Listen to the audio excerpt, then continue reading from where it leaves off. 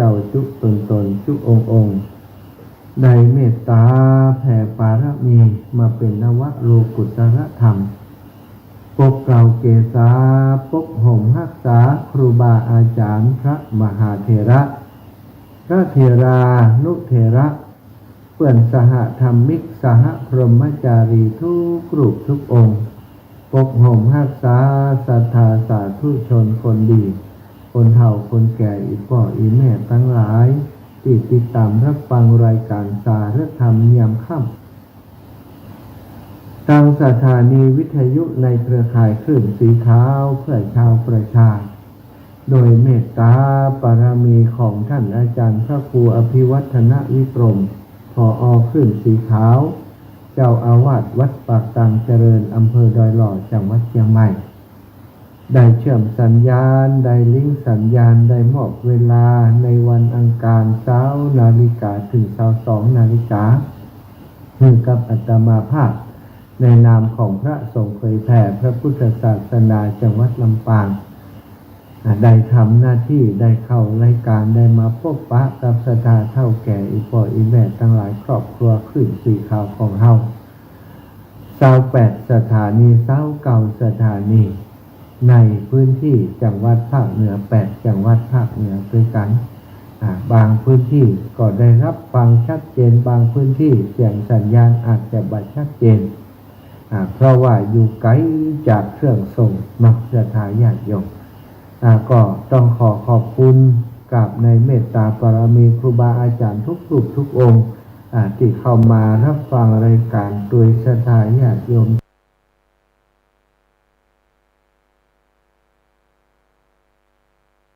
ทั้งหลายหลวงปู่หลวงตา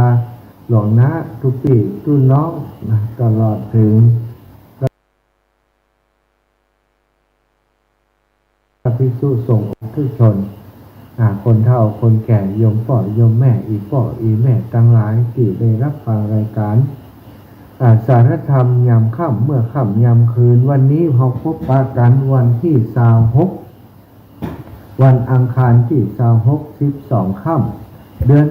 12ขึ้น12ค่ำว่าเป็นวันอังคารดียิ่งแล้วตรงกับวันที่26ใจฟ้องแผ้วเดือนกันยาศักราชพระพุทธาได้2566พระวษาธรรมยามค่ำเมื่อค่ำยามคืนวันนี้เราพบปะกันวันที่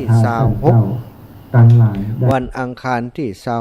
26 12ค่ำเดือน12ขึ้น12ค่ำพร่ำว่าเป็นวันอังคารดียิ่งแล้วตรงกับวันที่26ใส่พ่องแผ้วเดือนกันยาศักราชพระพุทธาได้2566พระวษาเป็นวันปุจุปการณาที่มูลศรัทธาท่านเจ้าทั้งหลายได้มีโอกาสมาสดับรับฟังพระธรรมมาเทศนาในลักษณะของการจัดรายการธรรมะเนาะอาจจะบ่ต้องถือว่าเป็นธรรมเทศนาก็ได้เป็นการสนทนาธรรมก็ได้เนาะถ้าธรรมเทศนาตามหลักการตามหิตแบบเบาโบราณเปิ่นต้องมีการอาราธนาธรรมมีการเอากัมปีมากำมาถือมาเทศตามตียกหัวข้อขึ้นมาไปนะโมตัสสะภะคะวะโตอันนี้เฮาสนทนากันในรูปแบบของการจัดรายการทางวิทยุเนาะสุดท้ายปล่อยแม่ทั้งหลายท่านหลายคนก็ติดตามรับฟังกันมาเมินแล้วนะรับฟังมาหลายปีดีดักบางพ่องนี่ฟังมาสัตว์เป็น10 ปี20 ปีฮู้จักกับครูบาอาจารย์ที่จัดรายการทุกรูปทุกองค์อาตมานี่จะเป็นลูกสุดท้องน้องสุดท้ายของทีมงานครูบาอาจารย์ที่เปิ่นจัดรายการอยู่ด้วยกันที่นี่ซึ่งก็ได้รับเมตตาคุณนาอินดูจากครูบาอาจารย์ได้อบรมพร่ำสอนได้สอนเทคนิคต่างๆได้บอกเรื่องราวต่างๆที่ควรจะรับรู้เวลาจัดรายการก็ได้รับความเมตตาจากท่านอาจารย์พระครูอภิวัตรหลวงปู่พระครูปฏิพันธ์ธรรมทินท่านอาจารย์พระครูสุเมธธรรมเสวีพระครูกัลยาณปราโมทย์ท่านอาจารย์วรรณชัยหลวงพ่อพระครูสัทธิสารคุณหลวงพ่อพระครูสังวรศิลาภิลักษ์ทุกรูปทุกองค์อาตมาฟังเปิ่นก็จดจำเอามา อันใดเปิ่นสอนเปิ่นบอกก็จดจำไว้เอามาปฏิบัติซะท่าก็ทำให้สามารถได้ร่วมงานกับครูบาอาจารย์อยู่ในพื้นที่ที่ถือว่าเป็นพื้นที่ของเนื้อนาบุญตรงนี้คือพื้นที่ของสถานีวิทยุคลื่นสีขาวโดยความร่วมมือของตั้งเจ้าของสถานี27-28สถานีก็มีสถานีผู้ที่เป็นผู้ผอ.สถานีเป็นเจ้าของสถานีเป็นผู้จัดการสถานีเป็นเจ้าหน้าที่สถานีตลอดถึงเป็นช่างเทคนิคต่างๆได้ร่วมไม้ร่วมมือช่วยเหลือกันช่วยเหลือกันทำให้สถานีของเปิ้นได้เผยแผ่พระธรรมคำสั่งสอนของพระพุทธเจ้าโดยการเชื่อมสัญญาณลิงก์สัญญาณจากสถานที่จัดรายการอย่างวันนี้อาตมาภาพพระมหาสมชาติชาตปัญโยอุทัยอยู่ที่วัดบรรพตสถิตตำบลพิจัยอำเภอเมืองจังหวัดลำปางจัดรายการอยู่ที่นี่สถาญาติโยมอาจจะได้ยินเสียงธรรมชาติลิดลิงเล่ไลห้องจิตจอด ธรรมชาติเนาะตามธรรมชาติบ่มีห้องทรงที่เป็นห้องทรงที่ได้มาตรฐานอย่างห้องทรงของอสมทกของวิทยุต่างๆนะสถานบ่มีแบบนั้นเนาะก็จัดแบบธรรมชาติเนี่ยแบบบ้านๆนะเพื่อนว่าเนาะมีเสียงธรรมชาติลิดลิงเล่ไล่ซัดกลางคืนห้องตัวยนี่บางทีฝนตกหนักก็กบเขียดอึ่งอ่างห้องเศร้า เขาว่าท่านอาจารย์สมชาตินี่อยู่ที่ไหนก็มีกบเขียดอึ่งอ่างสัตว์ป่าเน่นน่ะอยู่สุนทรมุนีหมู่กรเก่าอุ้งอังอยู่เพกะก็เสียงเศร้าป้อมหูเสียงกบก็ว่าเสียงเขียดก็ว่าเสียงอึ่งอ่างก็มันเป็นธรรมชาติอยู่ในป่าในแพะในดอยสถานก็เป็นธรรมชาติแบบนี้เนาะจัดรายการอาตมาก็นั่งจัดอยู่ที่นี่นั่งนั่งจ่ายอยู่คนเดียวอยู่หน้าจอคอมพิวเตอร์อยู่หน้าจอโทรศัพท์มือถือ ศรัทธาอีปอยอีแม่ก็ฟังอยู่ติดตั้งบ้านจากการที่ท่านอาจารย์พระครูอภิวัฒนวิกรมเกาะสัญญาณไปหรือว่าเชื่อมสัญญาณไปส่งสัญญาณไปสถานีวิทยุปลายทางตั้งเชียงใหม่วัดไฟหินก็ดีตั้งเมืองฝางเนาะวัดพระบาทอุดมน้ำบ่อสาวาตังแม่ขจานก็หลายพื้นที่นะสถานตังเมืองแปะเมืองน่านพะเยาเชียงรายตังลำปูนนี่ลำปูนลำปางหลายสถานี28-29สถานีอย่างที่บอกก็ต้องขอบคุณผู้มีส่วนเกี่ยวข้องทำให้รายการธรรมะเป็นที่ยอมรับเป็นมีคนติดตามรับฟังอยู่นักหนาเริ่มจากท่านพระครูอภิวัตรแล้วก็จังครูบาอาจารย์ทุกรูปทุกองค์ที่เป็นแบบเป็นเบ้าจัดรายการและทำให้รายการตังวิทยุของเฮารายการธรรมะได้รับความนิยมมีคนติดตามแต่ละวันอาตมาภาพก็เลยได้รับอานิสงส์จากการที่ครูบาอาจารย์เปิ่นได้จัดรายการเป็นที่นิยมอยู่แล้วพอเฮามาจัดโดยเปิ่นอู้จาถึงเฮาทำให้คนทั้งหลายได้รู้จักอาตมาภาพแล้วก็ได้เมตตาอาตมาภาพในฐานะที่เป็นลูกศิษย์ลูกหาครูบาอาจารย์ที่มาจัดรายการตรงนี้ก็ทำให้เกิดโอกาสถึงสองฝ่ายเนาะโอกาสของอาตมาก็คือโอกาสที่ได้มีโอกาสเผยแผ่พระธรรมคำสั่งสอนในฐานะที่เฮามาบวชในพุทธศาสนาหน้าที่หลักก็คือปฏิบัติตนปฏิบัติตัวเพื่อจะให้เกิด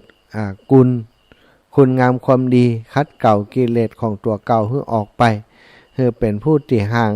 ไกลจากสิ่งบดีนักที่สุดนะก็พยายามคัดเก่าตัวเองไปขณะเดียวกันก็ศึกษาห้ำเฮียนหูในเรื่องราวต่างๆที่จะเป็นประโยชน์ต่อการปฏิบัติ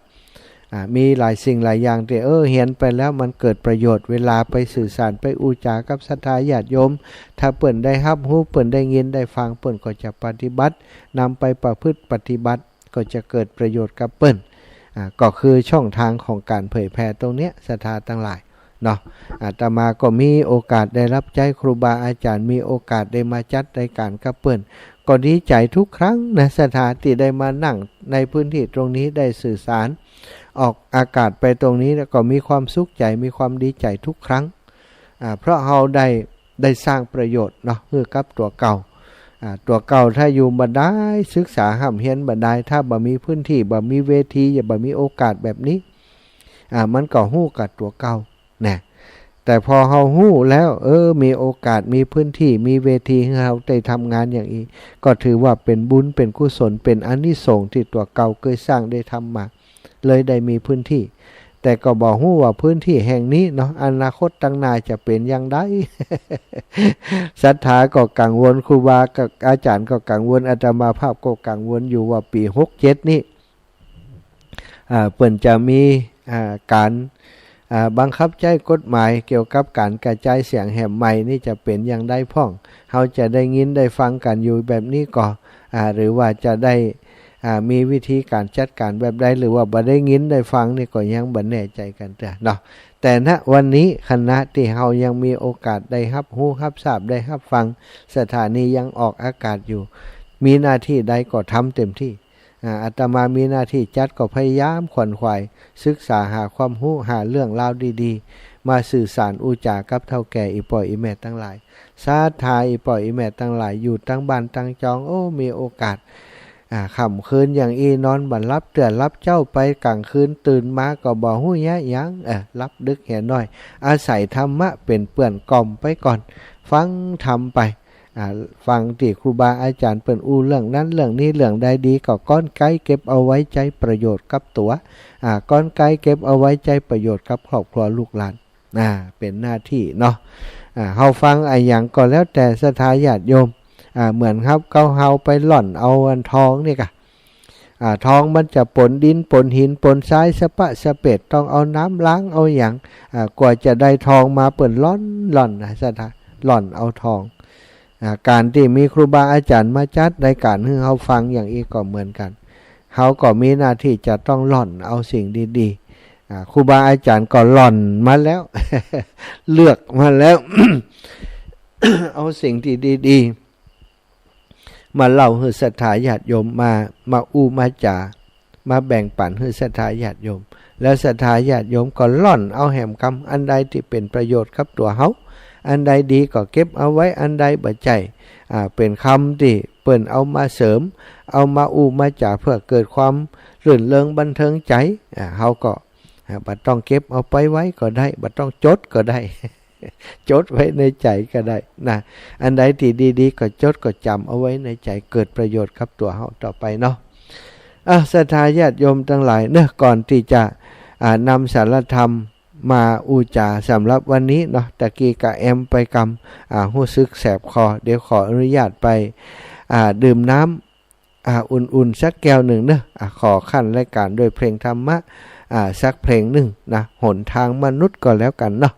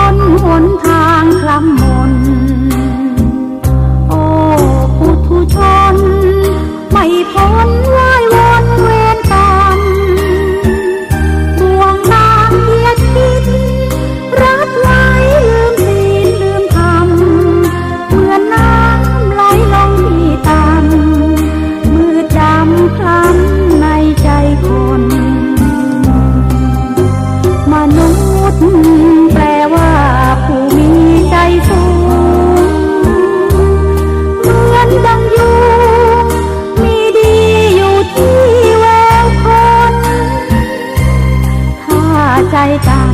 ำเป็นได้ก็แต่เพียงคนไม่อาจหลุดพ้น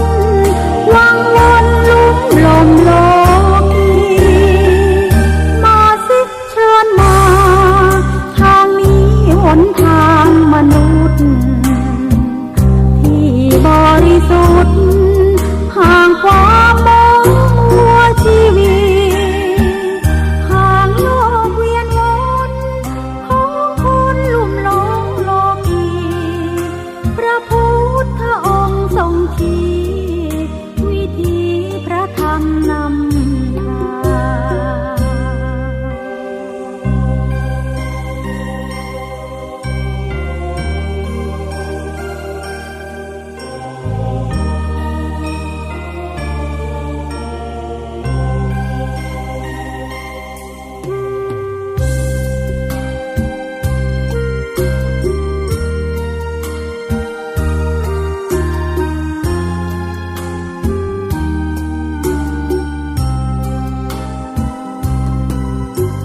มนุษย์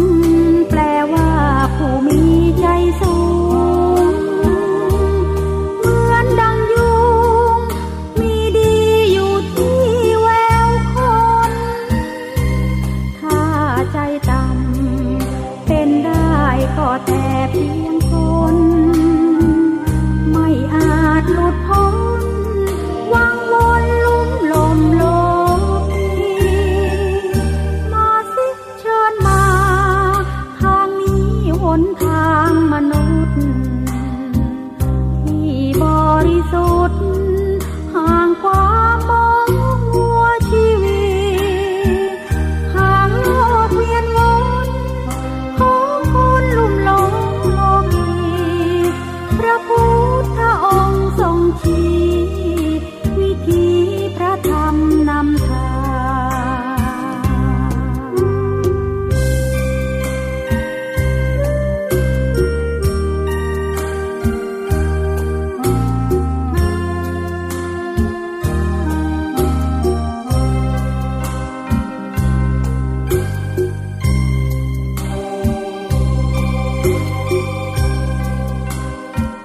ขั้นรายการเนาะพอได้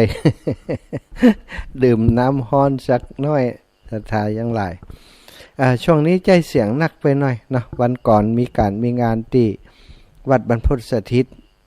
มีตานเป็ดตะพีศรัทธาอีปอยอีแม่ทั้งหลายก็ได้มีศรัทธาญาติโยมเป็นมาร่วมการร่วมงานได้ปั่นปอนเนาะปั่นปอนนี้มันเวลางานที่มีคนมาหลายๆศรัทธาคนมันเศร้าแล้วก็เสียงตัวเสียงบรรยากาศคนอดเอาตัวเนี่ยมันทำให้เฮาเวลาปั่นปอนเนี่ยมันต้องใจเสียงดังกว่าปกติก็คือเปล่งเสียงให้ดัง เพราะเปล่งเสียงให้ดังนี่มันก็มีปัญหาของเส้นเสียงเนาะเส้นเสียงของอาตมาเป็นเส้นเสียงที่บ่ค่อยแข็งแรงถ้าเอ็กกาอย่างกานี่ศรัทธาญาติโยมกาเดียวเสียงแตกละนะเสียงฟังอยู่ก็จะเป็นเสียงที่แตกอย่างที่ศรัทธาญาติโยมได้ฟังเมื่อวันก่อนและวันนี้ก็ยังเสียงแตกอยู่เนาะเกิดจากการใจเสียงนักแล้วก็อาการของน่าจะเป็นวัดด้วยนะศรัทธาญาติโยมเพราะว่าวันก่อนไปนอนดอยนางแก้วก็อากาศเย็นไปนอนวัดพระธาตุจอมพอก็อากาศเย็นกลางคืนมานะเปลี่ยนอากาศ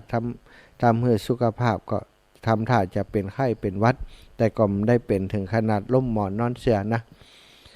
ศรัทธาญาติโยมจบไปแล้วเนาะหนทางมนุษย์ก็คือหนทางของคนเฮาเนี่ยการสร้างคุณงามความดีต่างๆนะตามที่เนื้อหาของเพลงที่ว่าไปต่อจากนี้ก็เป็นหนทางมนุษย์อีกหนทางหนึ่งศรัทธาญาติโยมในโลกมนุษย์ของเฮานั้นมีตึงคนดีคนบ่ดีมีตึงคนติดในโลกใบนี้มีคนติดคุกติดตารางก็มีเปคนติดบัดทำความผิดแล้วบัดติดคุกติดตารางก็มีบางคนบ่มีความผิดแต่ไปติดคุกติดตารางก็มีอันนี้ก็มีหลายรูปแบบด้วยกันหรือว่ามีคนที่ บ่ได้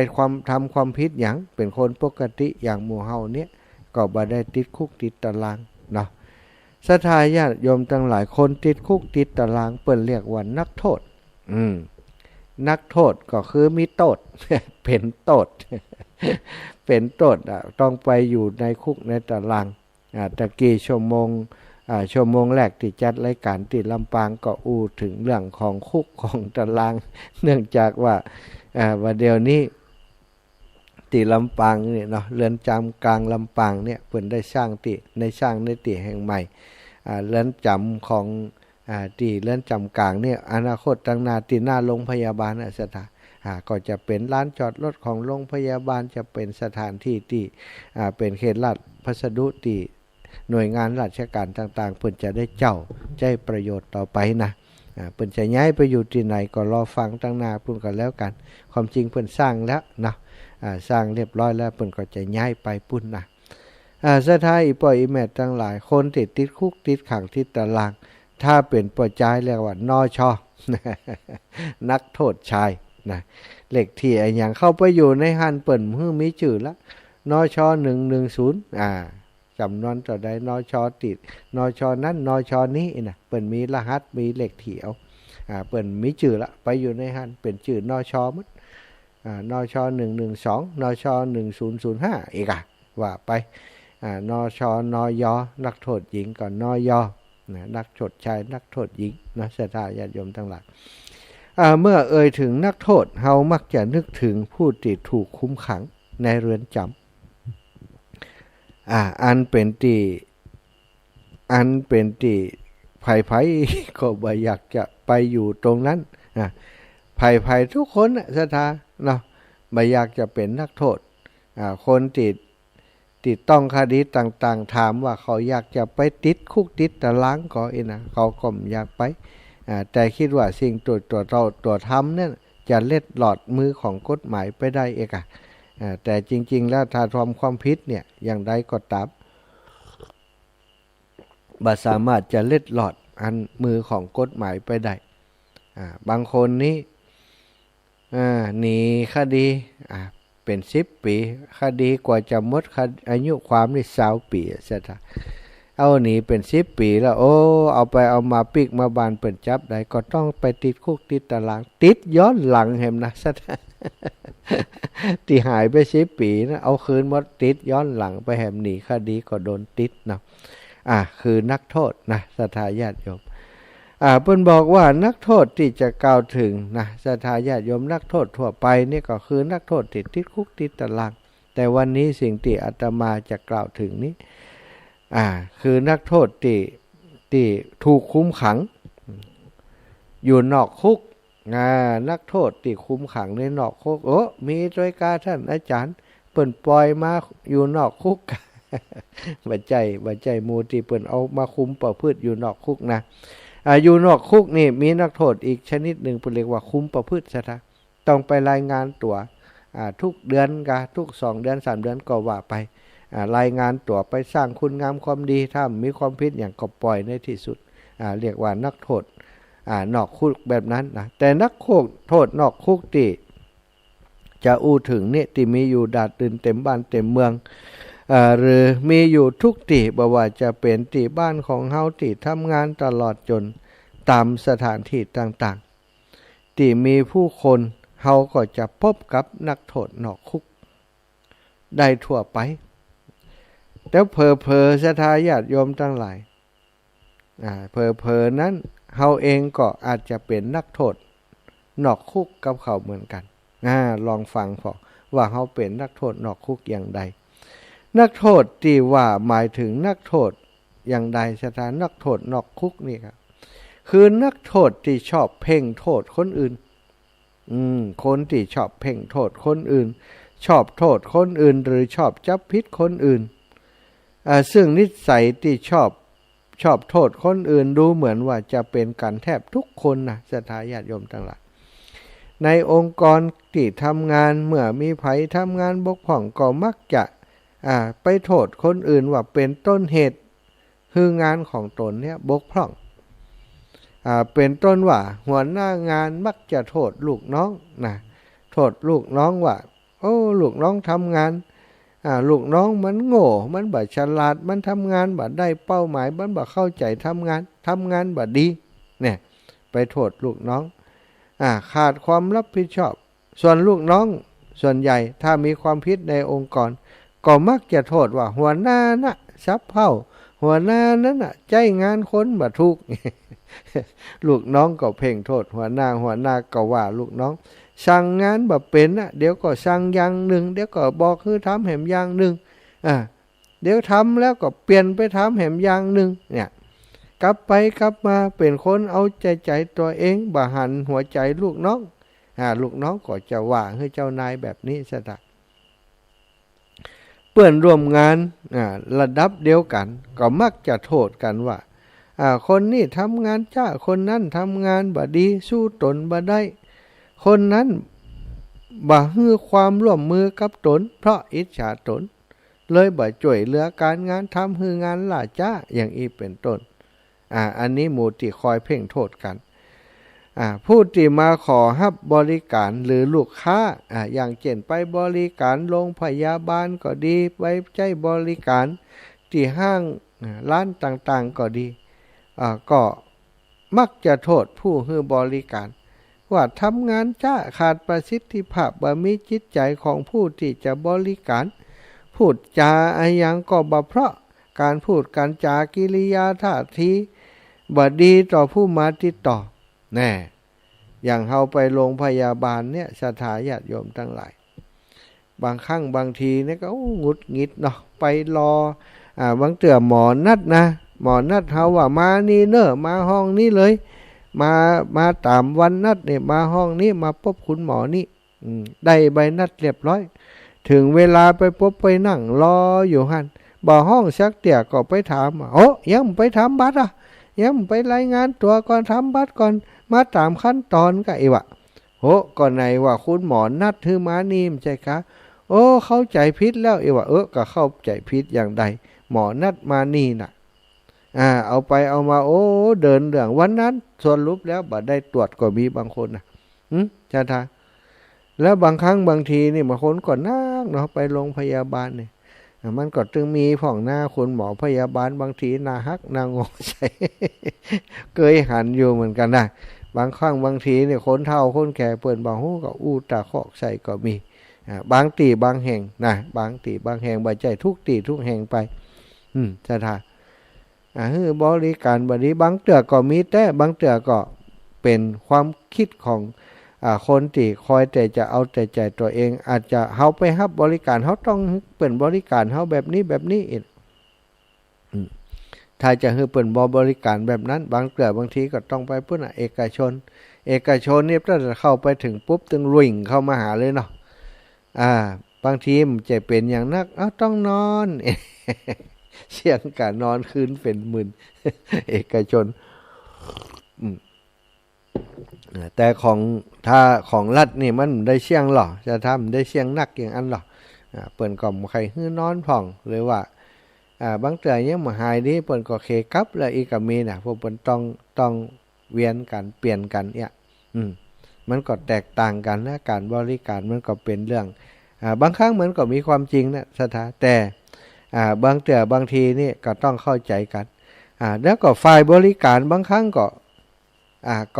บ่นนะจมเฮือกับคนที่มาใช้บริการเหมือนกันผู้ให้บริการก็มาเพ่งโทษผู้ที่รับบริการว่าเอาแต่ใจบ่เป็นระเบียบ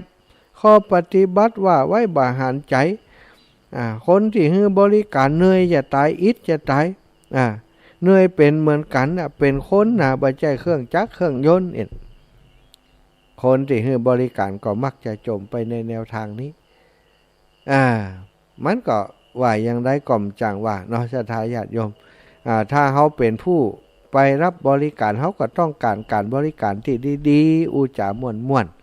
อูจ๋าม่วนอย่างอันอย่างอีบ่ใจอูฮ้วนอูชัดอูจงผู้ให้บริการบางครั้งก็บอกว่าก็เพราะคนที่ไปใช้บริการนะบ่มีระเบียบจำเป็นต้องอู้เสียงดังของหูมดีของ เพิ่นก็มีเหตุผลของเพิ่นแต่ว่าถ้าเมื่อใดเนี่ยคนใจบริการก็มีอารมณ์เป็นส่วนตัวต้องการบริการที่ เกินพิกัดอ่ะบางคนนี่จะใจเส้นใจอย่างเคยเป็นผู้นำเคยเป็นไอ้อย่างที่เป็นระดับสูงอ่ะไปนั่งรอด้วยเปิ่นมาได้อ่ะก็งุดงิดใจที่จะรอจะไปขอลัดคิ้วเปิ่นกาอย่างกาเนี่ยพอโดน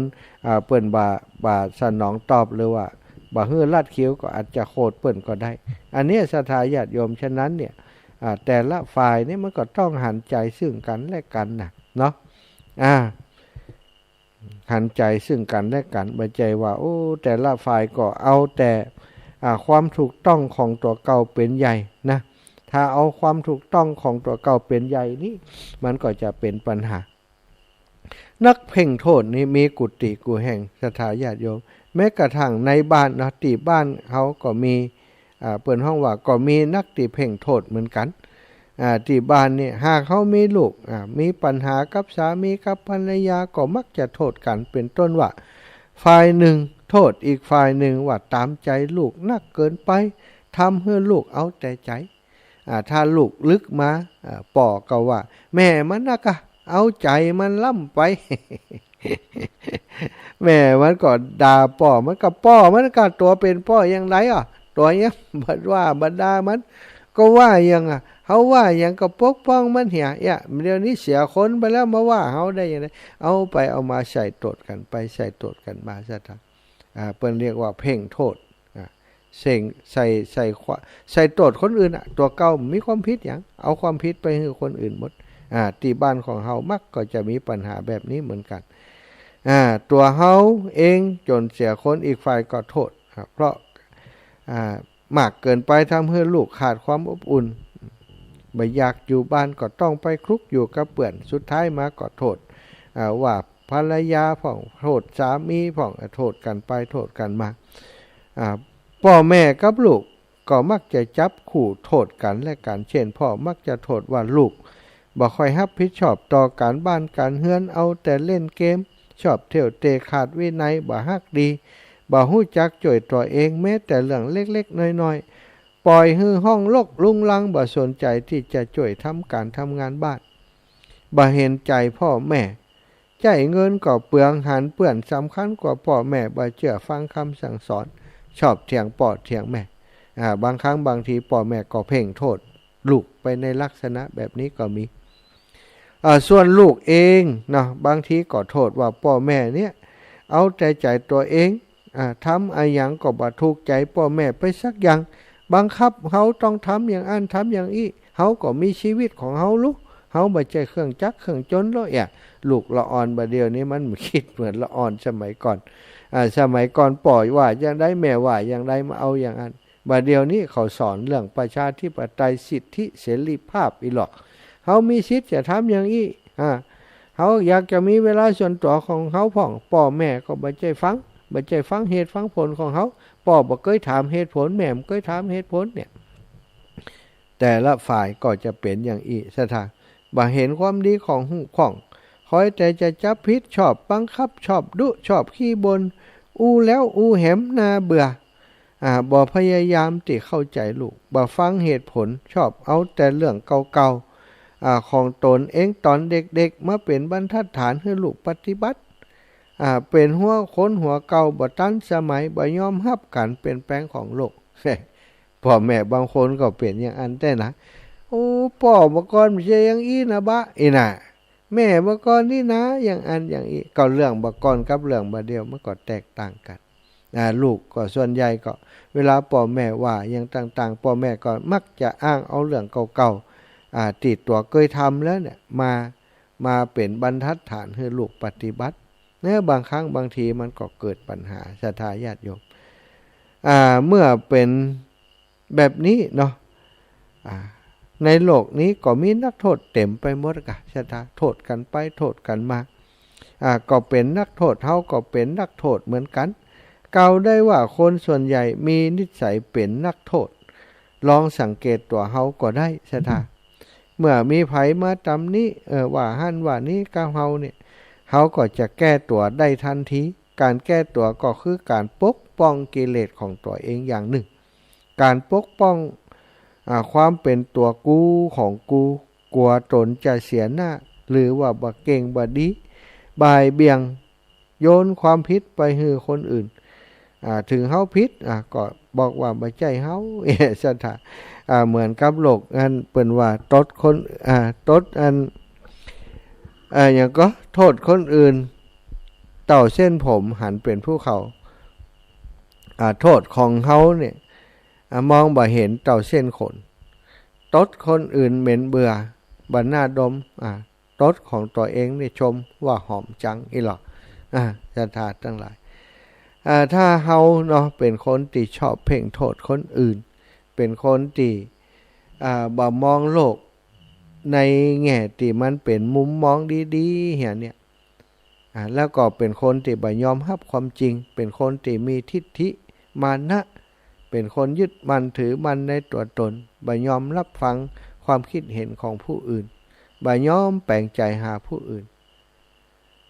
เขาก็จะเจอแบบเนี้ยสถาเขาจะกลายเป็นคนที่ชอบเพ่งโทษคนอื่นไปโดยบ่ฮู้ตัวเพ่งโทษคนอื่นโดยบ่ฮู้ตัวสิ่งดีๆคนที่ชอบเพ่งโทษนี่สิ่งดีๆบ่ค่อยมองมักจะไปมองในสิ่งที่บ่ค่อยดีถ้าตัวเองเสียเปรียบก็มักจะคิดว่าคนอื่นนะทำให้เขาเป็นอย่างอันอย่างอีนี่สถาแล้วก็มาเกยโทษตัวเก่าทำมาก้าขายขาดทุนก็ไปโทษรัฐบาลผ่องไปโทษคนนั้นคนนี้ว่าเป็นสาเหตุของการทำให้ตัวเองก้าขายขาดทุนความจริงแล้วการก้าขายจะได้ขาดทุนจากกำไรนะเป็นเรื่องของเขาเป็นเรื่องของความเฉลียวฉลาดของเขาเป็นเรื่องของการตลาดของภัยของมันขายของมาดีมาก็ย้อนอีนั้นมาขายแข่งเขามันแข่งมันก็มีสิทธิ์หรอมันก็มีสิทธิ์จะขายทำไมเขาขายดีทำไมเขาขายไม่ดีมันก็ต้องมาพิจารณาตรงนี้บางทีร้านอาหารเหมือนกันขายอย่างเดียวกันหมดทำไมร้านหนึ่งคนเข้าเต็มเนี่ยจะได้ว่าร้านเฮามีคนเข้ามันก็ต้องศึกษาเรียนรู้มันจะไปโทษว่าเพราะมันนั่นน่ะถ้ามันตายไปเหี่ยถ้ามันย้ายร้านไปเหี่ยเขาก็จะได้ขายดีเอาไปเอามาเปิ่นย้ายร้านไปแต่ลูกค้าเปิ่นก็ติดไปร้านเปิ่นร้านตัวคนก็น้อยลงกว่าเดิมปกติแล้วร้านตัวนั้นจะมีคนที่อื่นเนี่ยมาสดจากร้านปุ้นเต็มยังสดมาร้านตัวพองอย่างพอตัวว่ายังอันตัวบ่ฮื้อเปิ้นอยู่ที่หันเปิ้นไปอยู่ที่อื่นลูกค้าจรบ่ค่อยมีมาหาตัวดับปิ้งนะสถานจะหันว่าคนที่เปิ้นขายดีเนาะเอาง่ายๆถ้ากล้าขายเปิ้นขายดีส่วนใหญ่เปิ้นก็จะมีอัธยาศัยไมตรีในการบริการที่ดีส่วนคนที่ขายมันดีบางครั้งบางทีก็อาจจะเนี่ยอาหารบ่ค่อยดีบ่ค่อยอร่อยหรือบางครั้งบางทีอาหารเหมือนกันนะรสชาติอย่างเดียวกันใกล้เคียงกันเรื่องความสะอาดเรื่องสถานที่ก็ใกล้เคียงกันหมดแต่การแป้การติการต้อนรับครับสู่ดูแลการอู้จ๋าการต้อนรับการเทคแคร์เปิ้นคือสิ่งสำคัญถ้าเขาไปโทษคนอื่นเหี่ยเพราะเขานั่นเขาเลยขายดีบ่ได้แก้บ่ได้ปรับปรุงที่ตัวเก่ามัวแต่เป็นนักโทษอยู่หั่นนักเพ่งโทษคนอื่นอยู่หั่นก็ทำให้เศรษฐกิจธุรกิจสิ่งที่ตัวเองคิดตัวเองทำนั้นบ่เป็นไปตามเป้าหมายที่ต้องการของตัวเก่าสุดท้ายก็อาจจะกล้าขายขาดทุนหรือว่าล่มจมไปเลยก็ได้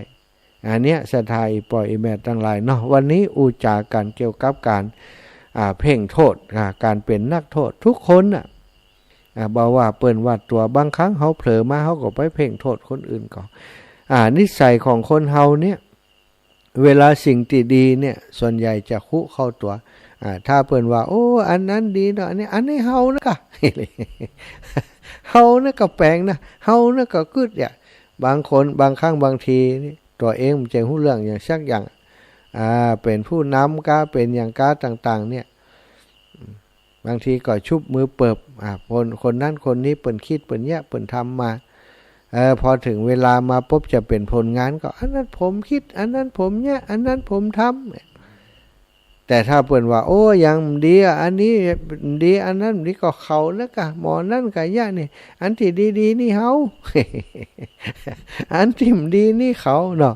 มีก็มีศรัทธาอีปล่อยแม่ทั้งหลายถ้าเฮายังมีจิตใจแบบนั้นอยู่จิตใจที่เพ่งโทษคนนั้นคนนี้บ่เพ่งโทษตัวเก่าละดูตัวเก่าเลยว่าเป็นอย่างใดกิเลสตัณหาในใจของตัวเก่าเป็นอย่างใดมันเคยฮู้เลยมีแต่ไปเพ่งโทษคนอื่นอย่างอันอย่างอีนี่เขาก็ต้องกลับมาแก้ไขศรัทธาการจะแก้ไขความบกพร่องของคนอื่นนั้นเป็นว่าแก้ไขที่ไหนศรัทธาถ้าเขาจังคนนั้นคนนี้เขาบ่ชอบหน้าคนนั้นคนนี้ไปแก้ไขโดยให้เขาไปอยู่ที่อื่นถ้าไปป้ากันที่อื่นมันก็ยังนี่กันอยู่ดีศรัทธาเปิ้นบอกว่าถ้าจะแก้ไขปัญหาบ่ชอบหน้าไผเนี่ยแก้ไขที่ใจของเฮานี้แปลงใจให้กว้างขึ้นเข้าใจคนอื่นให้นักขึ้นก็สามารถแก้ได้สุดท้ายมาก็อุเบกขากรรมของเขากรรมของเขา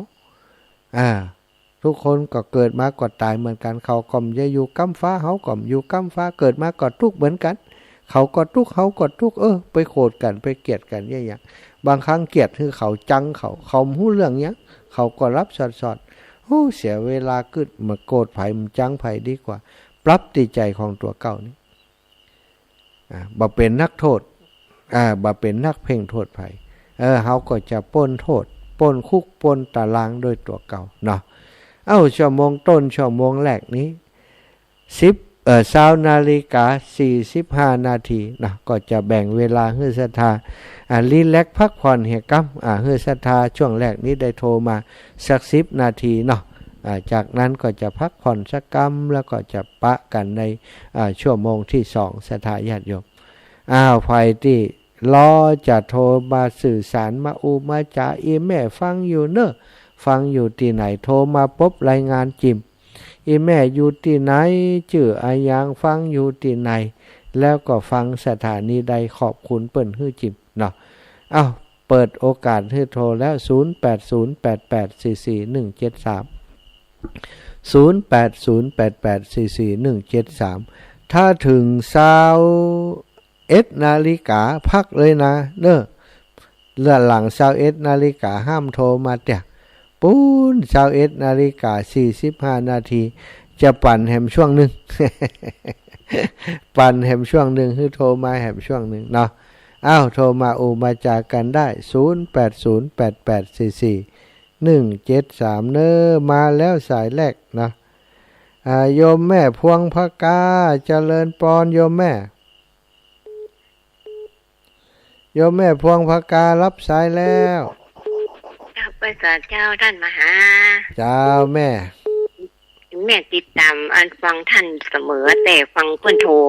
ครับโทรแล้วก็ประตันเพื่อนเนาะเลยนอนฟังอยู่เนี่ยนอนฟังอยู่บ้านสบายใจเนาะเจ้าก็โดยนั่งเที่ยวก็เอาไม่ไปหาท่านมันฝนตกเนาะเจ้าแม่ฝนตกแม่วันนั้นก็ต้องไปหาดฝนหาดอย่างหั่นมากะนึกว่าจะใครเนอะเนาะก็เป็นอย่างก็บอกเป็นวัดน้อยๆนี่บุญนักตกเป็นอย่างเงี้ยเนาะขอบคุณแม่เนอบุญรักษาเป็นด้วยท่านเนอเจ้าสัตว์เจ้ามีญาติโยมเปิ้นอันฟังใน Facebook ไลฟ์เนอทักทายโยมแม่จงดีเชื้อกันทาอยู่ต่างประเทศปุ่นเนอเจริญปอนแม่สายทองบ้านห้องละปูนอยู่สายทองยังฟังอยู่นะเจ้าวันนี้มีอย่างจะมาปั่นก็เชิญเลยเชิญอย่างการทำบุญกันละเจ้าคุณกุศลนะกันเจ้าขออนุญาตนะเจ้า กุศลผลบุญมันได้ลบลี้จะห่มปกเก้าทุกคนเป็นเกินไก่ฟ้ามหากุศลเป็นเฉพาะโยนขี่ข้ามน้ำกว้างบุญกินบุญตามที่เราได้สร้างเป็นตุงลำตางจ่องจักเบยทุกโจมแทนอันตรคัดที่พระพุทธเจ้าบอกไปจะเป็นเขาติดน้ำติประใจติดตัวเขาไปจาดนี่ละจาดหน้าเป็นหอวิมานรออยู่ท่าตามธนานาเกิดไว้ป่าตัวหลวงมันช่างใจน้ำตื้นเหมือนไปน้อยจิวไห้ตัวใหญ่แท้แบบแป้นน้ำไหลจังห่มถูกใส่ตา ท้ายเพื่อสลอได้หันได้หูได้อู้ได้เขียนได้ห่ำได้เฮียนวิสาอีกอ้างได้ไซปัญญาฝ่าฝันสรรสร้างหากินตามตังมนุษย์บ่คงไปกินถือศีลพระพุทธชุดจริตชู้ชีวีถึงจนยากร้อยจุงแล้วไรสักสีหวังทางคนดีสืบไว้วันเป็นหน้าสืบไว้วันเป็นหน้าเจ้าเลยเจ้า เจ้าสาธุ ตั้ง สา ใจ ธุ สาธุสาธุเจ้าสวัสดีเจ้า อ้าวเบอร์ใหม่มาแล้วเบอร์3390น่ะมีมาใหม่ ไว้สาครับ ครับผมจากตั้งใด อ๋อจากบ้านแม่หาวครับ แม่ แล้ว หาวแม่หาวห้างชัดนี่กะ ครับผมเป็นจะพาผมว่าอูนี่ ว่า ว่าครับ ว่าเลย ว่าแม่ม้าปวดท้องอ่ะ อืม เพิ่นเสีย แม่ม้า แล้วนะครับ โอ้แม่มาปวดท้อง บ้านแม่หาวแหละ ครับ อืมโอ้ แล้วเพิ่นจะเผาวัดพัดเนี่ยครับ วันพัดนี่เนาะโอ้เดี๋ยวยังได้เขาจะโทรติดต่อกลับไปนะอันนี้ปล่อยหยัง ก็พัดอุปคัมภ์ครับ ฮะปอพัดอุปคัมภ์กะ ครับผม อุปคัมภ์อ่ะแม่ที่เปิ่นสบายแม่หยังก็เปิ่นเสียเนี่ย อ๋อแม่ม้าปวดท้องเนี่ย แม่ม้านี่เมียของปอท้องเนาะ ครับ คนที่เสียชีวิตคือแม่ม้าเนาะ ครับที่พระอาจารย์จังมาครับคุณนะนี่คุณเจอนี่ครับพระอาจารย์นะครับ โอ้แม่คำม้ามานี่วงกะฮะ ไหนครับ ไผเสียไผคือคนตายนี่ นั่นแม่คำม้านะครับ แม่คำม้านะโอ้เป็นอย่างห้อมหู้สักหน่อยอ่ะ อ๋อเพิ่นไปจะได้เป็นอย่างครับเพิ่น หึ เพิ่นก็อันนี้อยู่นะครับเพิ่นไปเสีย โอ้ แล้ว โอ้ แล้วเพิ่นจะเผา ใจหาย วัน พัดกะ เนี่ยครับ โอ้ใจหายหมดโอ้อีแม่กะเป็นอย่างนี้ห้อมหู้สักหน่อยเดี๋ยวจะโทรไปหาเด้อจ้า ครับผมไม่ด่าครับผม สาธุ ครับ แม่อ้วนโอ้ยอีแม่เอาเจริญปอนแม่อ้วนแม่อ้วน เวลาเจ้าห้างฟังอยู่นะเจ้า โอ้เจ้าสาธุแม่อ้วนสันกำแพงเนาะวันนั้นป้ากันก็ดอยนางแก้ว วันนั้นหมดได้ไปเจ้า อ๋ออีแม่มได้ไปเนาะ เจ้า เจ้าสบายดีก่อแม่ อยู่ดีมีสุขสบายดีก่อ ยังโอเคยังได้ตัวเจ้า เสียงดูจะมีพลัง อ่อนแรงอ เอ้ ยู่ ยอินดูจ้ะดูแลตัวเองเด้อแม่เด้อ เจ้า เจ้าบุญรักษาเจ้า เจ้าที่ตามฟังท่านตลอดเลย เจ้าขอบคุณบุญรักษาอีแม่เนอแม่ฉลาดแจ้ซ้อน สาธารณพระอาจารย์เจ้า เจ้าอีแม่ นี่ก็เป็นวัดกะ เป็นอำเภอเนี่ยก็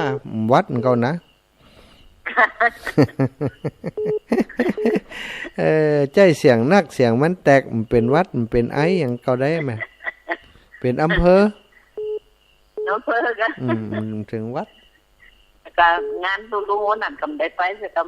ำไข้ประหาย อ๋อนั่นกะเจ้า เดี๋ยวหายอ่ะเหรอ ดีแล้วเนอะ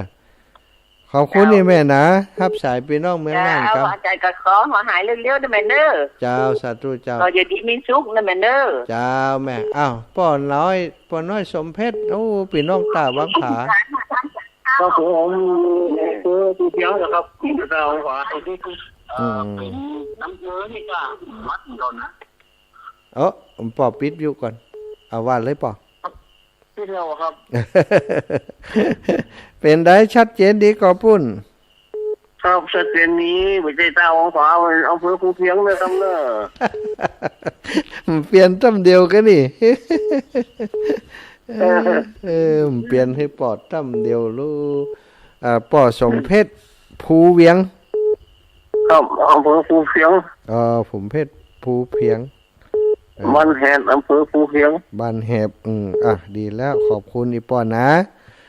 ครับ พี่น้องเมืองน่านทุกคนเนอะขอบคุณ ครับ ปอนน้อยสมเพชรเนาะโอ้สายตะกี้ก็ฮับตันสายใหม่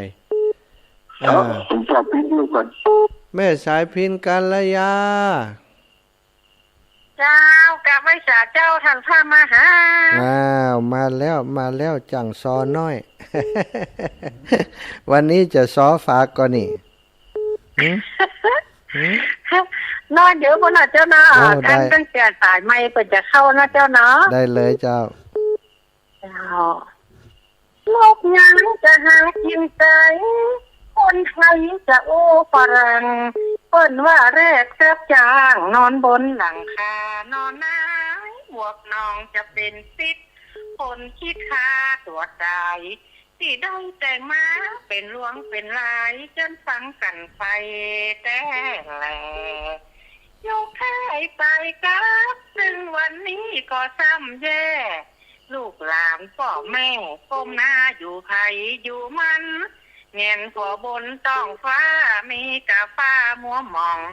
ต้องกบต้องอึงบัดตันได้ปองฝนตกน้ำน้องเดือนสี่พี่น้องตั้งหลายฟังกันไว้ทีเจ้าน้องเจ้าปีฟังกันไว้ใจยิงเปิ้นว่าผ้าเหลืองมันจะเหลือน้อยคนใส่ซอยข้อตีนเป็นอาหารกำกินไปซื้อเอาตามกาเจ้าเด็กก็นอทำผ้ามาหา เจ้า เวลาวันนั้นมา สา เจ้า ธุสาธุจ้า เด้งออกจากคิดออกจากใจทิศขาดจะใดอภัยจิมเนอ สาธุ สาธุ โยมแม่สายพินตรงซานบ้านเดียวกันเด้อบ้านอาตมาอยู่เมืองปานเจริญปอนโยมแม่อุ้ยอิน มาสาเจ้า เจ้าอีแม่คนเสียงหวานอารมณ์ดีแม่แต่อึ่งกับกบก็ยังค่อยฟัง มันใครฟังนะมันอู้แข่งเขานะ วันก่อนมันนับฟังมันจะแจกมันฟังอยู่ มันแข่งเขา มั นะ นแจกหวานอารมณ์ดี อึ่งอังไม่โอ๊ยฟังไม่วางเรดิโอนะเจ้า โอ้ขอบคุณแม่วางเรดิโอขอบคุณแม่อุ้ยเนอร์โทรมาคือกำลังใจเจ้า ถ้าไปได้ฟังเสียงนี่มันจะนอนมาลับละ นี่กะปากหวานกับตุลุงยองก็ว่าอย่างเงี้ย สาธุนะย่านะ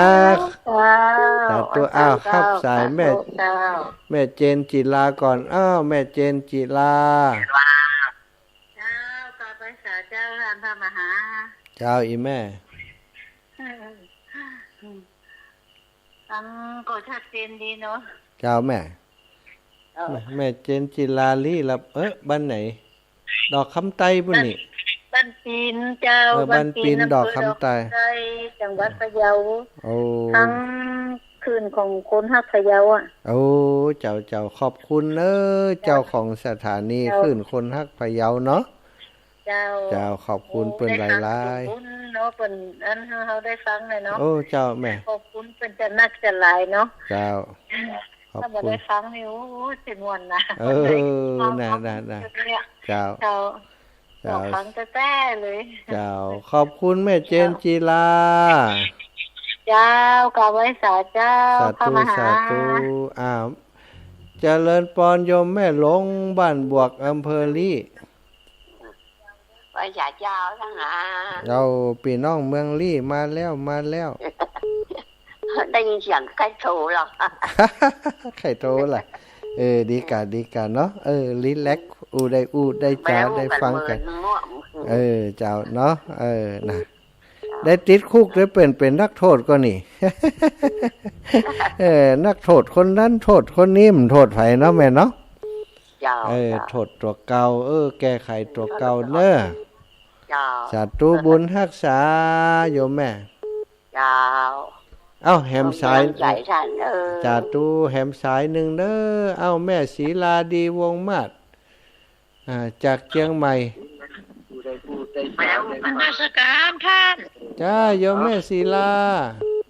แม่ฟังอยู่เด้อ ฟังอยู่ม่วนก็ ท่านเจ้าจะฟังถึงท่านละดีใจ ดีใจเนาะดีก็ดีใจอีแม่โทรมาโอ้ขอบคุณอีแม่เน้อบุญรักษาเดี๋ยวไปเชียงใหม่ปะกันเนาะมีงานเชียงใหม่ไปปะกันพุ่นเนาะสาธุ จอดไปไหนมาใครได้แล้วมันตาเป็นต้อหินเนอะ โอ้ย ควายอ่ะนะเดี๋ยวนี้ เข้าเลข8แล้วมันอู้ยากกันเลย เจ้าสาธุคงมีโอกาสได้ปะกันเนาะแม่เนาะ เจ้า สาธุ เป็นนัก สา ใหญ่ ธุ เพิ่ม สาธุเจ้าแม่สาธุเจ้า บอกฟังท่านกูเตือเลยอ่ะ โอ้เจ้าแม่ เอาทำหน้าเป็นที่เปิงให้ท่านจ้ะ เจ้าดีแล้วแบบธรรมะนั่นน่ะเป็นที่พึ่งของคนเฮาเนาะ เจ้า เจ้าสาธุเนอะเวลาหมดเวลาสำหรับช่วงแรกนี้ก่อนศรัทธาท่านเจ้าทั้งหลายที่ตกค้างอยู่เดี๋ยวเฮามาเจอกันชั่วโมงต่อไปเนาะโอ้มาแหมสาย แม่ห้องแห่ใหม่กะห้องแห่ใหม่แห่น้อยก็ได้โอ้ดิเจ้าพระอาจารย์เจ้า เจ้า แม่คำแก้วเลยไม่หายเลยเจ้า แม่คำแก้วแม่ห้องแห่เนาะ โอ้ให้ใหม่เจ้า เจ้า ก็ตาย โอ้แม่สายบุญนะ เจ้า โอ้แม่สายเจ้าโอ้ ฟังข้าวฟังอาจารย์ทุกวัน ขอบคุณอีแม่หลายๆเนอะ เจ้าเจ้า บุญรักษาขอให้อีแม่อยู่ดีมีสุขเจ้า เจ้า สาธุแม่สุดแก้วมาสุดช้อยสุดแก้วสีเตี้ย เจ้ากลับไหว้สาเด้อท่านพระมหาเจ้า แม่สุเกี้ยวฟังอยู่เด้อ จ้า แม่สุเกี้ยวโอนปัดจ่อยได้ฮับแล้วกะ ฮับแล้วฮับ100,000 โอนปัดจ่อยไป200ฮับ4 แผ่นนะเจ้า ขอบคุณอีแม่อนุโมทนาบุญให้แม่อยู่ดีมีสุขเนอะ เจ้า มีห่มมีเงาสาธุเจ้า เจ้าติดตามตลอดเด้อ จะเจอกันชั่วโมงที่2เนาะศรัทธาท่านเจ้าทั้งหลายก็ขอพักแป๊บหนึ่งนะฟังเพลงที่ศรัทธาชอบฟังกันแล้วกันเนาะดอกบัวบูชา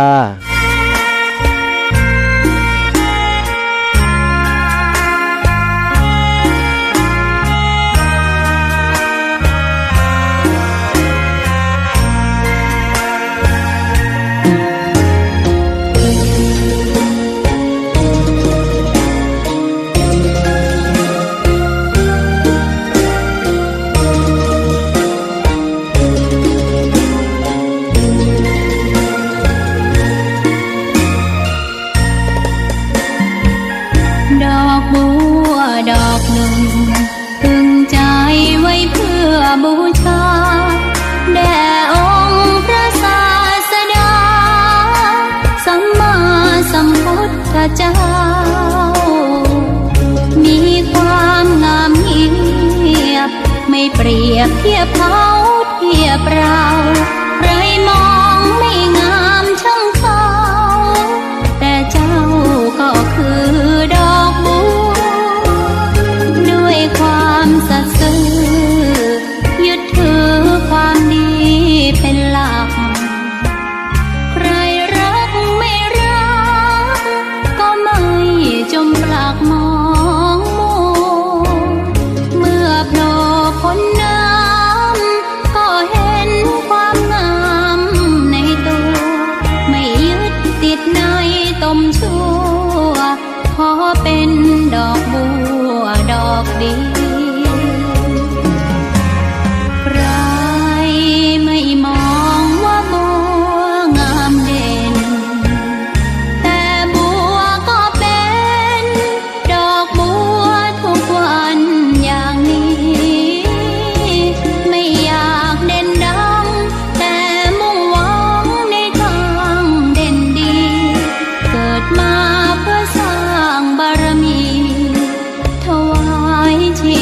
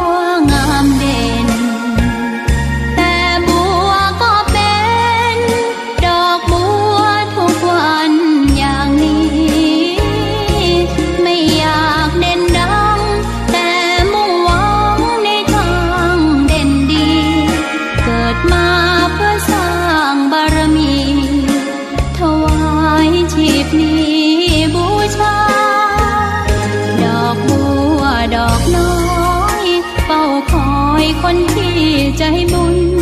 มาโอบเอื้อเกื้อกูลรู้ค่าของบุญเก็บบัวขึ้นมาเพื่อสร้างความดีและเสริมบารมีดังว่าใช้ดอกบัวนี้บูชาพระสัมมาสัมพุทธ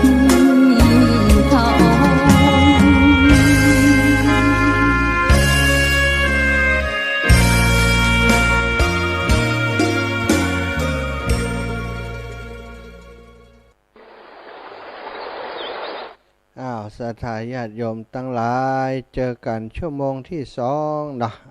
จัดรายการวันนี้3ชั่วโมงศรัทธาญาติโยมเพราะฉะนั้นต้องมีเวลาที่เบรกเสียงให้พ่อ พักเสียงสักเล็กสักหน่อยเนาะ1ชั่วโมงได้พัก3นาทีเนาะเท่าที่จะพอได้พักเสียงถ้าเฮาต่อเนื่องยาวไปเนาะเสียงก็ดีสมองก็ดีมันจะเบลอศรัทธาญาติโยมตีโทรมาบัดตันตะกี้เนอะต้องขอสุมาอภัยกระเดียวชั่วโมงคนที่โทรมาชั่วโมงแรกนี้แล้วชั่วโมงต่อไปก็แบ่งให้คนอื่นโทรแล้วเนาะวันนี้ขอบอกเบอร์โทรไว้ก่อนกันแล้วกันอาตมามีข้อเสียอยู่เรื่องนึงเวลารับโทรศัพท์เนี่ยบอกค่อยได้บอกเบอร์โทรมีบางคนที่เปิ่นฟังใหม่แล้วก็บางคนก็ฟังเก่าแล้วเหมือนกันแต่บ่จดบัดตันแล้วเมิ้นอาตมาบอกเตือบางคนก็โทรไปถามครูบาอาจารย์ท่านอาจารย์สมชาติเปิ่นเบอร์หยังก็เนี่ยโอ้บางเตือเปิ่นเตดอยู่กับเปิ่นทำงานอยู่กันเนี่ย ก็เดือดร้อนครูบาอาจารย์เปิ่นก็ตักเตือนมาว่าท่านมาหาเวลาจัดรายการก็บอกเบอร์โทรเปิ่นมันกับเปิ่นโทรมาถามเพ่นี่ศรัทธาอีฝ่ายแวนเนอร์ที่ฟังรายการอยู่ฟังใหม่แล้วก็อยากจะได้เบอร์โทรไว้เนาะไว้ได้เบอร์โทรไว้เพื่อจะโทรมามาจ๋าทักทายในรายการเนอะหรือว่าโทรมาสอบถามอะไรหยังก็ได้โทรมาเอิญจวนบอกงานบุญที่บ้านของท่านก็ได้ก็โทรมาหาอาตมาได้เนาะถ้าช่วงใดที่โทรมาอาตมาว่างอยู่ก็รับถ้าช่วงใดการงานอย่างช่วงนี้ทำงานวันค่ำเนี่ยขึ้นหลังคาจ่วยศาลาพ่องเงี้ยอย่างพ่องเงี้ยเอาโทรศัพท์ไว้ตั้งหลุมบางเตือก็บ่เปิดเสียงบางเตือก็เปิดโทรมาก็ไม่ได้ยินนะสถาถ้าได้ยินก็รับอยู่ถ้าไม่ได้ยินก็เป็นหยังดอกบ่ได้รับถ้ามาพอแล้วเปิดโทร 3-4 สายเปิดมีเรื่องเร่งด่วนก็จะโทรปิกไปเอาเบอร์โทรที่จะสื่อสารติดต่อกันได้นะของอาตมาภาพ0808844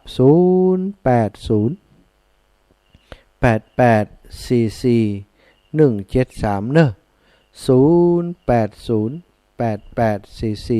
173แต่จะไปโทรมาเตือนนะช่วงนี้พังโทรเตือนก็เดี๋ยวจะให้โทรช่วง21 นาฬิกาเนาะแฮมครึ่งชั่วแฮม40 นาทีอีก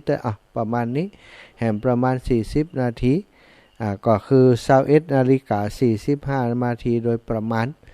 อาตมาจะบอกว่าเปิดสายแล้วเนอะก่อยโทรนะตอนนี้พังโทรมาจะโทรกล่อมครับ ให้ลึกโทรมากล่อมครับจ้ะนะ0808844 เนอ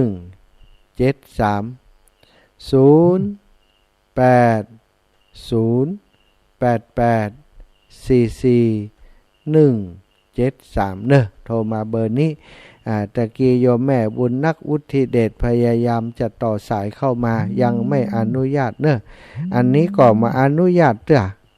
ปุ้นโยมแม่ดวงดีรอแหมสัก40 นาทีฟังโทรมาเด้อถ้ามารับสายตอนนี้เดี๋ยวกับคนนั้นก็จะโทรคนนี้ก็จะโทร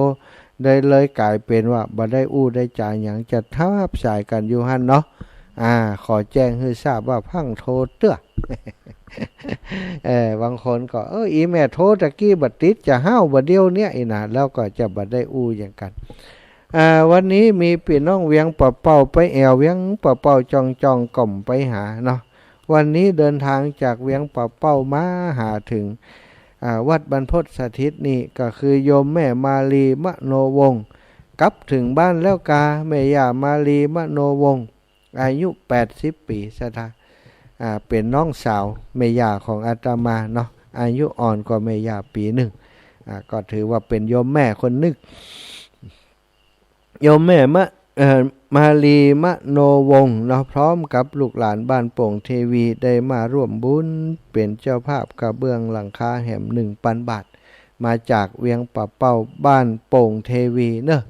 ขออนุโมทนาบุญให้กับโยมแม่มาลีมโนวงศ์พร้อมกับลูกหลานครอบครัวอยากจะหันคนบางงามอยากจะหันท่านอาจารย์สมชาติเป็นหน้าอย่างใดเนาะฟังแต่เสียงเปิงใจอยากจะหันหน้าเนาะ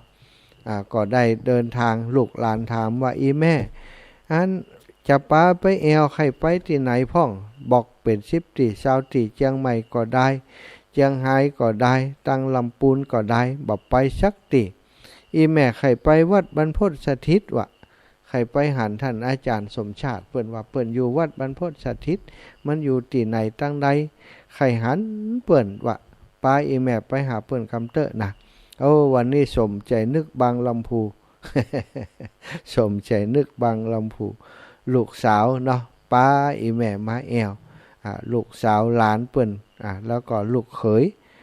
หลานแหม2 คนป้ากันมาแอวหาอาตมาที่วัดบรรพตสถิตได้จาสนทนาธรรมกันเป็นชั่วโมงซะทะกว่าที่อีแม่จะกลับเนาะลูกหลานก็เอาเข็นรถเอานะนั่งรถเข็นไปความจริงอีแม่ก็ยู่รถเข็นเปิ้นมีรถเข็นที่เดินเวลาใช้สำหรับเดินเนาะนั่งก็ได้เวลาเดินไปไหนก็ยู่โดยกลไปมารถเข็นมาแอวหาปาไปพบท่านอาจารย์ใหญ่พระอาจารย์มหานพดลสุวรรณเมธีเจ้าอาวาส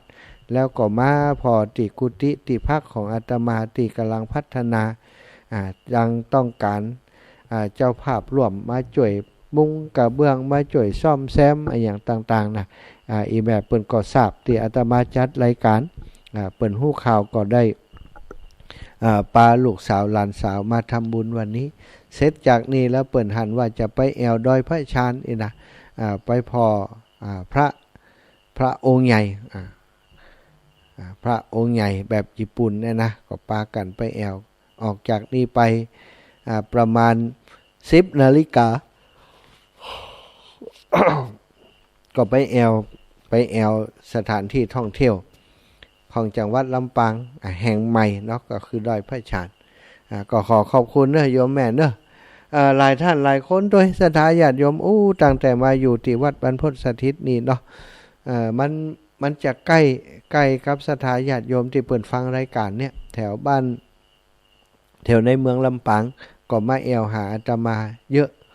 แล้วก็ตังเจียงใหม่ก็ดีตังเวียงป่าเป้าตังที่อื่นเพิ่นก็มาแอวหากันเนาะก็ต้องขอบคุณทุกท่านเนอะติดตามรับฟังรายการที่อาตมาจัดแล้วก็ได้โทรมาให้กำลังใจไปพอได้เดินทางมาหาแหมก็ต้องขอบคุณทุกท่านเป็นอย่างสูงคนเฮาบ่มีวาสนาต่อกันบ่มีบุญต่อกันอย่างใดก็ตามบ่ได้พบปะกันซะถ้ามันมีบุญต่อกันแล้วอยู่ที่ไหนตั้งใดก็ตึงไข่ฮู้ตึงไข่หันบากบันบุบุญชุนมาจนได้ อันนี้ก็ขอให้ลูกมาส่งจนได้ปะกันเนาะแม่มาลีมโนวงศ์ขอบคุณอีแม่เนอะศรัทธาญาติโยมแล้วก็อีกท่านหนึ่งนะก็ขอเอ่ยถึงเปิ่นสักหน่อยโยมแม่อายุ85-86แล้วนะโยมแม่อาลีพันธ์อยู่อำเภอเงาอีแม่จะโทรมาเป็นห่วงเป็นใยถ้าฟังเสียงอาตมาเป็นวัดก้าอย่างการนี่จะโทรมาแล้วทุกลูกนะกินน้ำอุ่นนะอย่างอันอย่างอีนะกินยาอย่างอันพักผ่อนเหี่ยพ่องนะจะคอยเป็นห่วงเป็นใยเนาะอันนี้ก็เป็นบุญของอาตมาอย่างได้บ่หัวได้ทำไว้ตั้งแต่จัดเก่าจัดก่อนถึงมาจัดนี้ถึงได้มีศรัทธาญาติโยมอีปออีแม่คนเฒ่าคนแก่ตั้งหลายเปิ่นฟังรายการแล้วก็เปิ่นมีความเมตตาความเอ็นดูเหมือนกับว่า อาตมาเป็นลูกเป็นเต้าเปิ้นก็นับถือกันเป็นลูกเป็นเต้าตะกี้อยู่ในรายการมีศรัทธาญาติโยมจากบ้านแม่ฮาวโทรมาแจ้งข่าวการเสียชีวิตจากไปของโยมแม่คำมามณีวงศ์ศรัทธาญาติโยมวันก่อนยังไปงานบุญด้วยอาตมาอยู่เนาะไปเวียงปับเป้าก็ว่าไปที่ไหนสักแห่งหนึ่งเนี่ยก็ไปด้วยกันอยู่ไปดอยหม่อนสีสองเมืองเนอะอีแม่ก็ไปอยู่ไปตานเข้าสลักด้วยกันตะกี้มีคนโทรมาว่าอีแม่เสียชีวิตว่ะอีแม่เสียชีวิตไปแล้วแม่คำมามณีวงศ์แม่คำมาแฟนของอีแม่ชื่อปอทองใช่ไหมแม่คำมามณีวงศ์เป็นอายุ80 ปีแล้วเป็นคนที่มีฝีมือหลายๆอย่างหลายๆด้านอีแม่นี่ทำใบสีทำดอกทำดวงมีงานศพงานติขึ้นบันใหม่งานอย่างต่างๆจัดดอกจัดดวงได้ทุกแบบ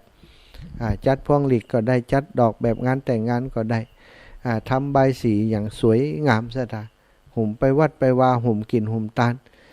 ไปข่วยไปทำบุญครับข่วยอาตมาไปที่ไหนก็ไปเมืองฝางก็ไปตัวไปที่วันก่อนไปหม่อนพระศรีสองเมืองก็ยังไปตานเข้าสลักด้วยกันวันนี้ได้ทราบข่าวว่า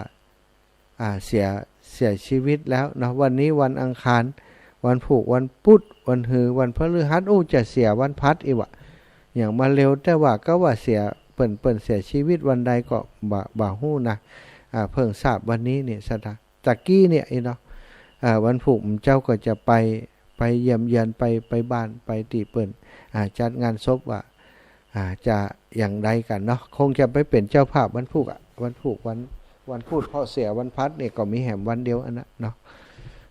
คนเฮาเนี่ยศรัทธาหันกันอยู่ลัดเนี่ยหันกันอยู่เจ้าหันกันอยู่บายสายหันกันอยู่บะแล้งเล่นกับหยอกลูกหลานอยู่บะค่ำบะคืนเสียชีวิตไปบางผ่องก็บะเจ้าก็เสียไปบะค่ำบะแล้งก็เสียชีวิตไปอันความตายเนี่ยจะมาหาเฮาวันใดบ่ฮู้ซะท่าบุญกุศลคุณงามความดีต้องหมั่นอบรมสั่งสมมันทำมันเพิ่มมันเติมขึ้นตัวเก่าอยู่ตลอดเวลาแม่คำมาเมื่อนี้วงนี้อัตมาบอกห่วงเรื่องบุญเป็นอีแม่อยู่กับบุญอยู่กับกุศลตลอดทำบุญสุนทรทานกินตานอยู่ตลอดเวลาอันนี้ก็เสียชีวิตจากไปโดยเหตุอันใดก็บอกฮู้เนาะวันผูกปุณณนะจะได้ไปแอวหาแล้วก็จะได้ไปสอบถามที่ไปที่มาแล้วก็จะได้ไปร่วมเป็นเจ้าภาพก็ขอแสดงความเสียใจเนอะกับทางเจ้าภาพทางลูกหลานของโยมแม่คำมามณีวงศ์ทุกผู้ทุกท่านทุกผู้ทุกคนที่ได้สูญเสียบุคคลอันเป็นที่รักคุณแม่ผู้เป็นดังดุจล่มโพล่มไทรของครอบครัวล่มไม้ใบหนาล่มคาใบใหญ่ได้ล้มลงไปแล้วก็คงจะทำความโศกเศร้าเสียใจให้กับลูกหลานเป็นอย่างมากเนาะก็ขอแสดงความเสียใจต่อการเสียชีวิตจากไปของโยมแม่คำมามณีวงศ์แฟนรายการคลื่นสีขาวของเฮาอีกท่านหนึ่งที่ได้เสียชีวิตจากไปเปิ่นเป็นแฟนรายการฮู้จักหมดครูบาอาจารย์ท่านพระครูอภิวัฒนวิกรมนี่อีกแม่ฟังถึงว่านเปิ่นฮู้จักก่อนที่จะฮู้จักอาตมาก่อนหลวงปู่ด้อยก็ดีท่านพระครูอภิวัตก็ดีตุลุงยองก็ดีเนี่ยอีแม่เปิ่นฮู้จักมาก่อนที่จะฮู้จักอาตมาเนาะแต่วันนี้อีแม่ได้เสียชีวิตจากไปแล้วก็เหลือไว้แต่คุณงามความดีมีความทรงจำตีดีแต่ว่าวันซืนนิ่มได้เนี่ยไปดอยนางแก้วก็ได้ไปไปจ่าไปปะครับอีแม่อยู่นั่งรถของแม่น้อยอินยาศรีที่ปอซักครับไปนะรถของปอซักที่เหมาไปวันนี้ได้เสียชีวิตจากไปเสียแล้วสตาชีวิตบันแน่บันนอนเนาะความตายนี่บ่มีมิตรบ่มีกำหนดหมายว่าจะตายเมื่อใดวันใดเฮาฮู้แต่วันเกิดบ่มีไผซ่าคนที่ฮู้ถึงวันตายของตัวเก่าฉะนั้นศรัทธาญาติโยมทั้งหลายอย่าได้ประมาทเด้อในชีวิตของหมู่เฮาทั้งหลายวันเวลานั้นเปิ่นบอกว่าวันเวลากืนกินสรรพสิ่งและตัวของมันเองวันคืนล่วงไปชีวิตและวัยก็หล่นเข้ามาอายุของคนเฮาก็ใกล้จะสิ้นสุดดุจชนละศิลในกุลนาที ในแม่น้ำสายน้ำก็ไหลไปซะท่าในน้ำห่วงในแอ่งน้ำบ่เมินมันก็เหือดแห้งไปแล้วก็หายไปชีวิตของมนุษย์คนเฮาก็เหมือนกันเฮาเกิดขึ้นมาตั้งอยู่ชั่วขณะหนึ่งในโลกมนุษย์นี้มนุษย์คนเฮาสมัยก่อนพระพุทธเจ้าได้ตรัสไว้ว่าบางช่วงบางช่วงของอายุการของโลกนี้คนมีอายุถึง 80,000 ปีก็มีซะท่าเป็นแสนปีก็มีเป็น 80,000 ปีก็มีลดลงมาเหลือ 50,000 เหลือ 30,000 เหลือ 20,000 ลดลงมาเรื่อยๆตามคุณธรรมของคนเฮาคนเฮาจิตใจคับแคบนักขึ้นอิจฉาริษยานักขึ้นโลภโกรธหลงนักขึ้นอายุก็สั้นลง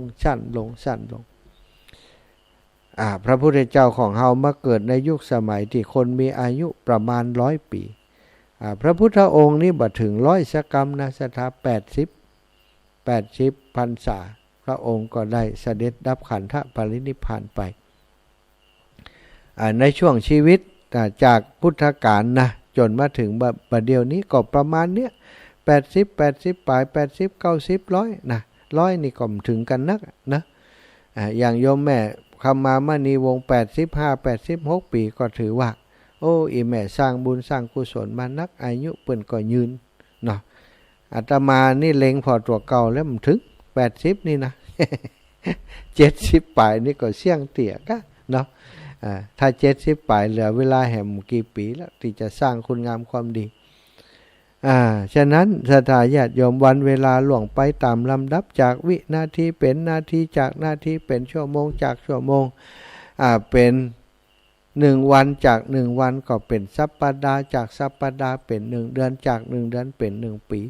วันเวลาเดินไปแบบนี้บ่มีหวนย้อนขึ้นมาวันนี้นะวันนี้คือวันที่26บ่มีปิกมาแหมแล้วศรัทธาถ้าเป็น26ก็บ่ใช่26เดือนนี้ปีนี้พศนี้เป็น26กันยาพศต่อไปพศ1ก็มีวันเดียวปี2566นี้เดือนกันยาเดือนกันยาก็มีเดือนเดียวเนี่ยเดือนกันยานะแต่เดือนอื่นก็ว่าแหมกำเดือนกันยาก็เดือนเดียวเนี่ยวันที่26เดือนกันยาก็มีวันเดียวนี้บ่สามารถจะย้อนขึ้นมาถ้าวันที่26เดือนกันยาไผทำสิ่งบ่ดีทำสิ่งบ่ดีให้กับตัวเก่าทำสิ่งบ่ดีให้กับสังคมผลออกมาผลงานของเฮาที่ออกมาก็คือความบ่ดีอาจจะไปให้ความทุกข์กับคนอื่นอาจจะไปให้ความทุกข์กับตัวเก่าอาจจะไปทำลายสิ่งแวดล้อมสิ่งที่เป็นประโยชน์เกื้อกูลกับเฮา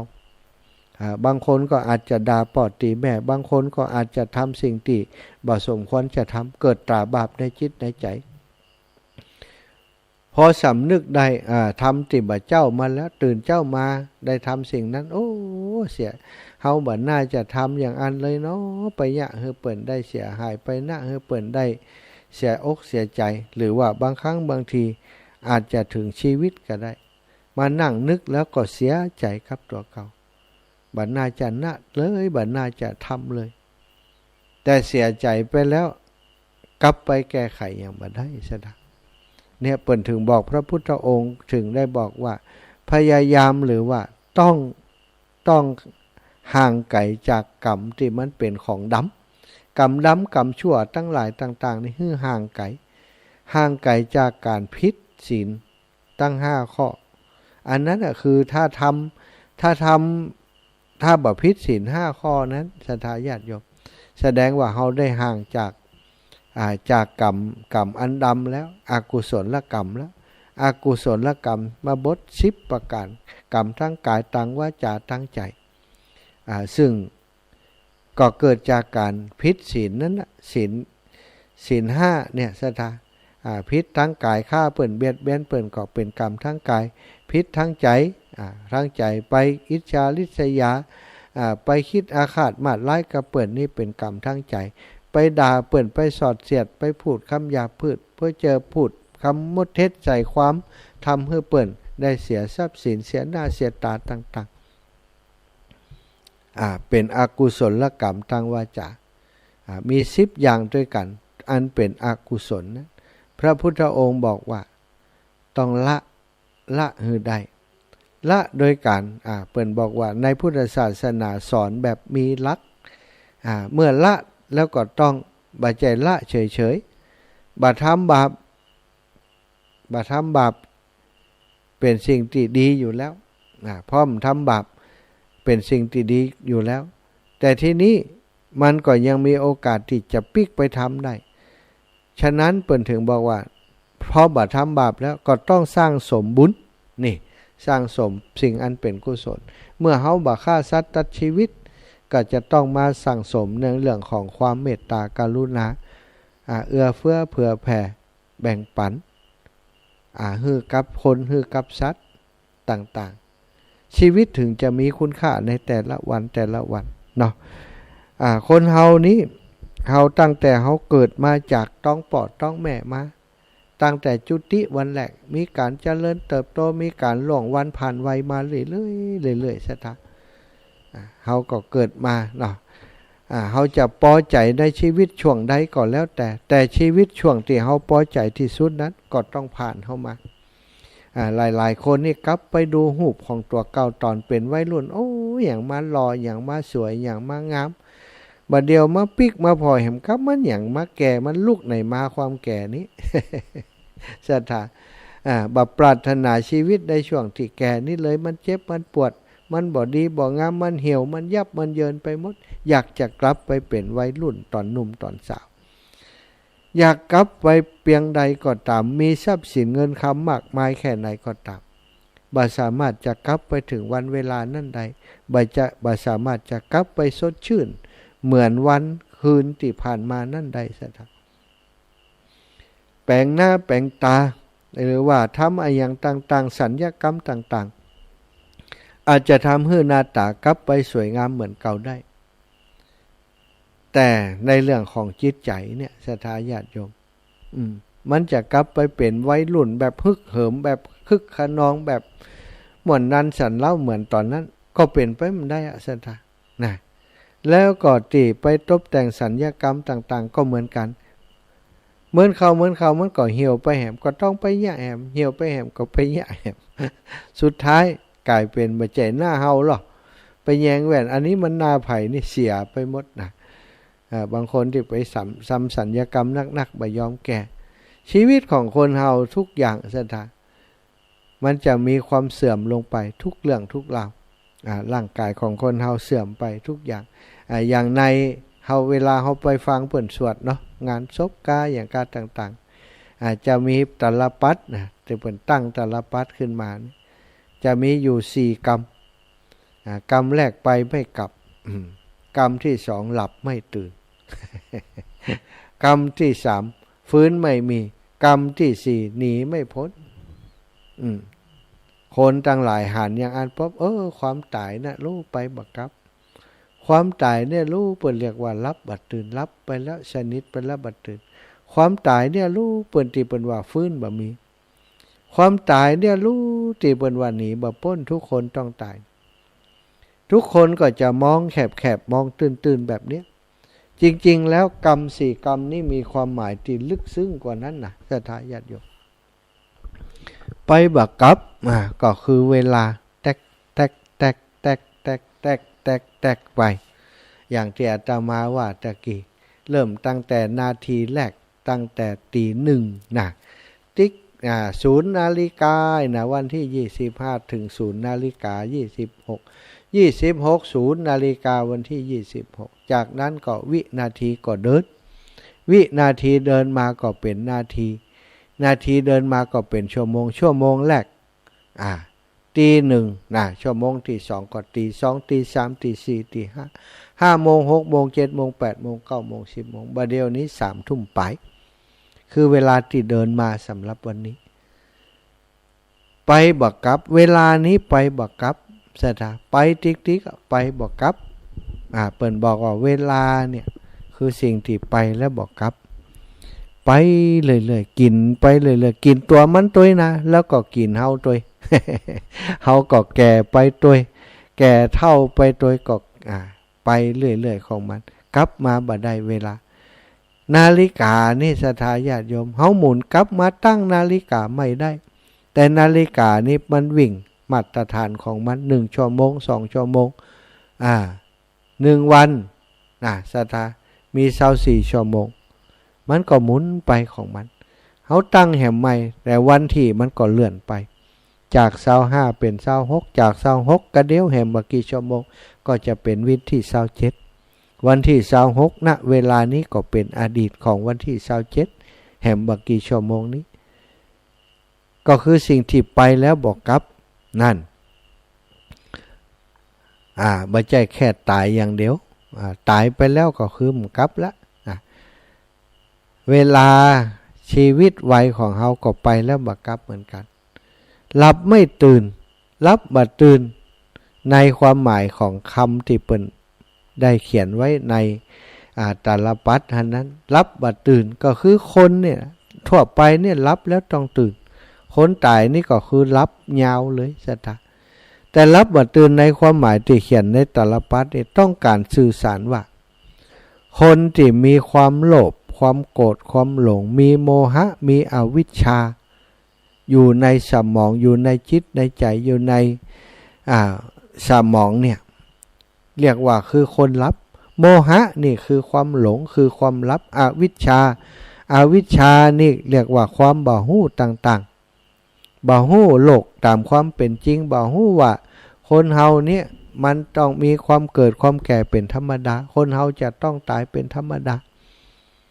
บ่ฮู้ในเรื่องนี้บ่ฮู้สัจธรรมของชีวิตบ่ฮู้ว่าทำดีก็จะได้ผลเป็นความดีทำชั่วจะได้ผลเป็นความชั่วคนหมู่นี้บ่ฮู้พอบ่ฮู้ก็หลงอยู่ในบางคนฮู้ก็ตามฮู้ก็ยังหลงอยู่คิดว่าเฮาย่ำแก่ตะฮู้คิดว่าเฮาย่ำถึงตะเวลาตะแฮมเมินอยู่มีไผฮู้วันตั้งหน้าซะทะคนอู้นี้แอบ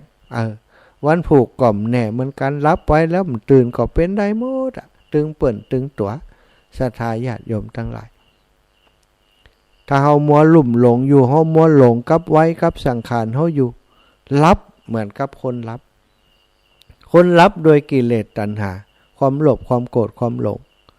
รับโดยอวิชชาเนี่ยเป็นการรับที่น่ากว่าความตายบ่น่ากว่าต่อการรับโดยอวิชชาการรับโดยอวิชชาการบ่ฮู้อย่างตามความเป็นจริงนี้อาจจะทำผิดทำพลาดเกิดบาปเกิดอกุศลขึ้นในจิตในใจของเฮาได้แต่เมื่อใดที่เฮามีวิชามีความรู้คนเฮาเกิดมามีความทุกข์เหมือนกันทุกคนเฮาเกิดมาต้องการความสุขเหมือนกันทุกคนต้องการพ้นจากความทุกข์หนทางจะดับทุกข์ใดก็คือทางสายกลางของพระพุทธเจ้าสัมมาทิฏฐิสัมมาสังกัปปะสัมมาวายามะจรดถึงสัมมาสติสมาธิปัญญาคือหนทางสายกลางที่จะนำไปสู่การดับทุกข์ถ้าเรามีวิชามีความรู้ด้านนี้สามารถปฏิบัติตนบำเพ็ญตนจนบรรลุธรรมอย่างอีใดนี้เรียกว่าพ้นจากการรับบัดตื่นแต่ทุกวันนี้เราก็ยังเป็นคนที่รับบัดตื่นกันแทบจะทั้งนั้นศรัทธาญาติโยมเนาะฟื้นบ่มีก็คือลักษณะอาการที่ร่างกายของเฮาเมื่อมันแก่มันชราไปแล้วศรัทธาเรี่ยวแรงมันบ่เหมือนเดิมอาตมายำน้อยนี่นะ เล่าเรื่องลึกตัวเก่าเป็นที่เรื่องขึ้นจื่อลือชาว่าลึกอย่างเก้านะบ้านนอกจะมีจานเนาะเป็นว่าจานนี่นะบ้านเฮาเนี่ยประมาณสูงจากพื้นไปประมาณ3 เมตร3 เมตรก็คือ6 ศอกเป็นเฮียนยกสูงแล้วก็เปิ้นจะมีจานสำหรับหนังรับลมรับอากาศเนาะบ้านของอาตมาเปิ้นจะแปลงจานกว้างเนื้อสถาหนังได้เป็น 4-50 คนพุ่นล่ะนะจานนั่นน่ะเปิ้นจะแปลงประมอนเปิ้นเลี่ยไม้ดอกเปิ้นมีไม้นักก่อนเปิ้นเลี่ยไม้เปิ้นก็มาแปลงจานแปลงอย่างหนังสบายบ่คืนบ่แรงอย่างอีเนี่ยหนังรับลมที่จานหันคนสมัยก่อนนี่เปิ้นมีตะเกียงมีกลมอย่างเวลากลมตะเกียงเปิ้นก็ใจบางช่วงอาศัยเวลากลางค่ำกลางคืนตะวันเดือนแจ้งนี่หนังสารกะลาตามเตียนต่อเดือนน่ะสถาหนังสารกะลาหนังอย่างการทำกิจกรรมอยู่ที่จานนั้น ตากผ้าตากผ้าซักผ้าเนี่ยการอยู่ติจานทำค่ำคืนทำมันห่มนะถ้ากลางวันก็ใจสำหรับตากผ้าอาตมานี่เวลาลึกเวลาให้อย่างนี้ป่อไหลบุบไหลตีเนี่ยแต่ป่อนี่เปิ่นก็ตระเหี้ยมเนอะพิษกันกลางกว่าเข้าเนี่ยอาตมาลึกหรอ กินข้าวนี่สุ่มมืดเนาะบางเถื่ออันปีสาวมันจำน้ำพริกเนี่ยมันมาจำแต่สักเตี่ยมันเป็นคนกว่าเพชรมันก็เอามือสวดถ้วยน้ำพริกแล้วก็ใส่ปากหน่อยทำเหมือนกับจำน้ำพริกเนี่ยมันกว่าคนอื่นว่ามัน เวลามันจำน้ำพริกมาถ้ามันย่างอันอาตมาก็กำมือมันเน้นมือมันจิ้มไปน้ำพริก ตั้งแต่เคี้ยวกันจนมันให้น่ะพอปีให้ปอกกันลึงตึ้งตั้งใส่ละไหล ไหลเทะอาตมาบอกโอ้ยแย่ได้กันล่นไปกันโดดลงจานน่ะสถาประมาณนับพอแล้วประมาณ7 เมตรนะโดดลงไปแวบลงบนบ้านวิชาตัวเบาล่ะมันตันป้อมตันสักเดะมันเคยลงคันใดถ้าลงคันใดก็ปืนทีโดดลงจานพุ่นเวลาโดดลงจานอีปอบมันกับพ่อแม่มัน ใบยักนี่นะ กลายเป็นใบยักนะนี่คือความลึกของตัวเก่าอันนั้นวัยนะวัยละอ่อนวัยหนุ่มวัยรุ่นคึกขนองฮึกเหิมโดดสูงเป็นยังโดดมันเป็นยังสบายวิ่งได้สบายบัดเดียวนี้ลองไปพอกะจะท่าเตะอูเหล่าให้ฟังนี่จะย้อนมาถึงบัดเดียวนี้แค่ลงอย่างสักหน่อยนี่นะถ้าขามันกระแทกกันอย่างต่างๆเจ็บละจะท่าเจ็บละแข่งพลิกแข่งแพลงละถ้าไปโดด7 เมตรอย่างตะก่อนนี่โจ้ลงเหียนอย่างอันโหเมียหลังหักหลังเหี่ยงกระดูกหักกระดูกเหี่ยงหมดซะท่าเนาะแต่ตอนนั้นคือสภาพร่างกายมันยืดหยุ่นมันยืดหยุ่นมันอย่างได้สบายแต่วันผ่านไปวันวัยผ่านไปร่างกายอย่างอันมันบ่ฟื้นแล้วอย่างที่อาตมาว่าตะกี้เนี่ยบางคนเนี่ยอยากจะงามอยู่เหมือนเดิมไปเสริมสวยไปทำอะไรอย่างต่างๆไปทำคือมันเด้งดึงเต่งตึงมามันก็ได้แค่ตั้งร่างกายภายนอกแต่ถึงพละกำลังความตามธรรมชาติของมันเนี่ยมันก็ได้ละมันผ่านมาเห็นแล้วมันบ่ฟื้นขึ้นมาแล้วก็ยังบัดเดียวนี้ก็เหมือนกันเวลาเนี่ยการเนี่ยอย่างนี้อิดเหนื่อยมาแล้วบัดก่อนนี่พักแค่ปั๊บสมมุติอย่างการอิดเล่นกีฬาอิดนี่สถาพักสักชั่วโมงหรือครึ่งชั่วโมงหรือว่าชั่วโมงนี่กำลังฟื้นมาแล้วอย่างบัดเดียวนี้ลองพอกะปะทด บางทีพักคืนหุ่งยังบ่หายอิดหายอ่อนนะกำลังวังชาเฮาบ่เหมือนเดิมบ่เหมือนเก่าวันก่อนมันก็ผ่านไปแล้วล่วงเลยชราเท่าชราแก่ชรากำลังวังชามันบ่ฟื้นละบ่ฟื้นเหมือนเก่าบ่ฟื้นมาอย่างเก่าบ่ฟื้นมาเหมือนเดิมได้จะมีสตังค์มากมายมหาศาลซื้อคือมันฟื้นอย่างเก่ามันก็ฟื้นบ่ได้ซะท่าหนีบ่พ้นอันนี้สิ่งที่เฮาหนีบ่พ้นก็คือกรรมการกระทำทุกอย่างที่เฮาทำไว้ทำความผิดความพลาดสร้างบาปสร้างกรรมอย่างไว้อาจจะบ่ติดคุกติดตารางกฎหมายไล่บ่จับบ่ได้ไล่บ่ทันบ่มีพยานหลักฐานหรือว่ามีก็ตามมีสตางค์นักเสียอย่างเอาสตางค์ซื้อคือป้นคดีจ้างทนายมาเนาะต่างๆทำให้ตัวเก่าป้นจากคดีว่าต้องติดคุกติดตารางแต่ศรัทธาญาติโยมทั้งหลายจะหนีกฎแห่งกรรมมาได้ทำดีได้ดีทำชั่วได้ชั่วหนีไปบ่ได้คนที่ทำความชั่วอย่างใดก็ตามใจนี้ทุกข์อยู่แล้วเป็นทุกข์อยู่ในใจตลอดเวลาอยู่แล้วศรัทธาความทุกข์เกิดขึ้นในใจตลอดเวลาอยู่แล้วนึกขึ้นมาบ่ได้ก็จะทุกข์หรือบางครั้งบางทีเนี่ยอย่างคนทำความผิดเนี่ยกฎหมายจับบ่ถึงแต่ญาติพี่น้องเขาฮู้ว่าหมอเนี่ยคือป่อเนี่ยคือแม่ทำร้ายครอบครัวของเขาอย่างเขาดูในหนังจีนเนี่ยแก้แค้น100 ปีก็ยังบ่สายซะท่า ค่าขอบครัวของเปิ่นตั้งแต่ตอนหมอนั้นน้อยๆเนี่ยเอาไปเอามาพอเพื่อหมอนั้นเนี่ยไปเรียนวิทยายุทธใหญ่มาล้างบางเอาคืนฆ่ากันไปฆ่ากันมาสถากฎหมายจับบ่ได้ไล่บ่ตันหลอดกฎหมายได้แต่ความตายหลอดมาได้กฎแห่งกรรมทำดีดีทำชั่วชั่วไผ่ทำคุณงามความดี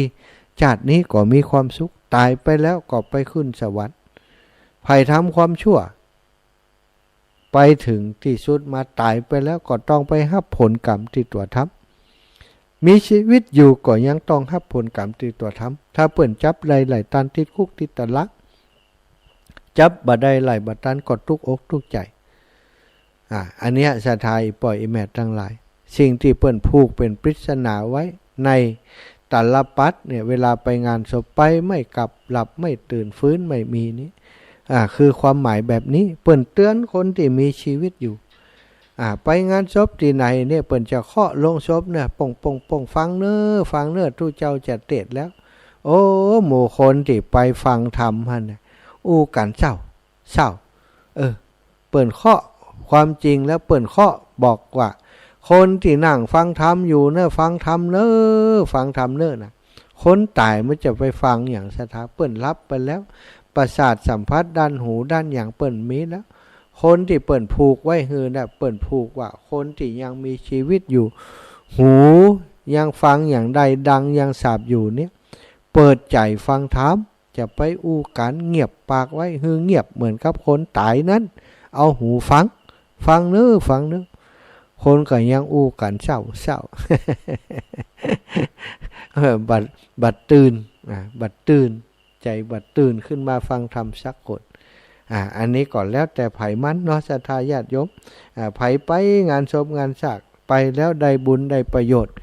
ได้ฟังอย่างตั้งใจฟังก็เกิดเป็นบุญเป็นกุศลกับคนนั้นแต่ถ้าไผไปแล้วไปอู้ไปจากันเหี้ยไปรบกวนเจ้าภาพเปิ่นไปรบกวนคนที่เปิ่นตั้งใจจะฟังธรรมบางครั้งบางทีครูบาอาจารย์ตั้งใจจะเทศน์จะดีคนฟังธรรมอดเอาอู้กันเศร้าใช่กันวุ่นวายแม่คว้ากันลงกงกังหลังถ้วยหลังจอนลาบจิ้นลาบเชือกปลกปกปักครูบาอาจารย์เอวังก็มีด้วยประการฉนี้บ่มีจิตใจจะเทศน์ศรัทธาเนี่ยเนาะ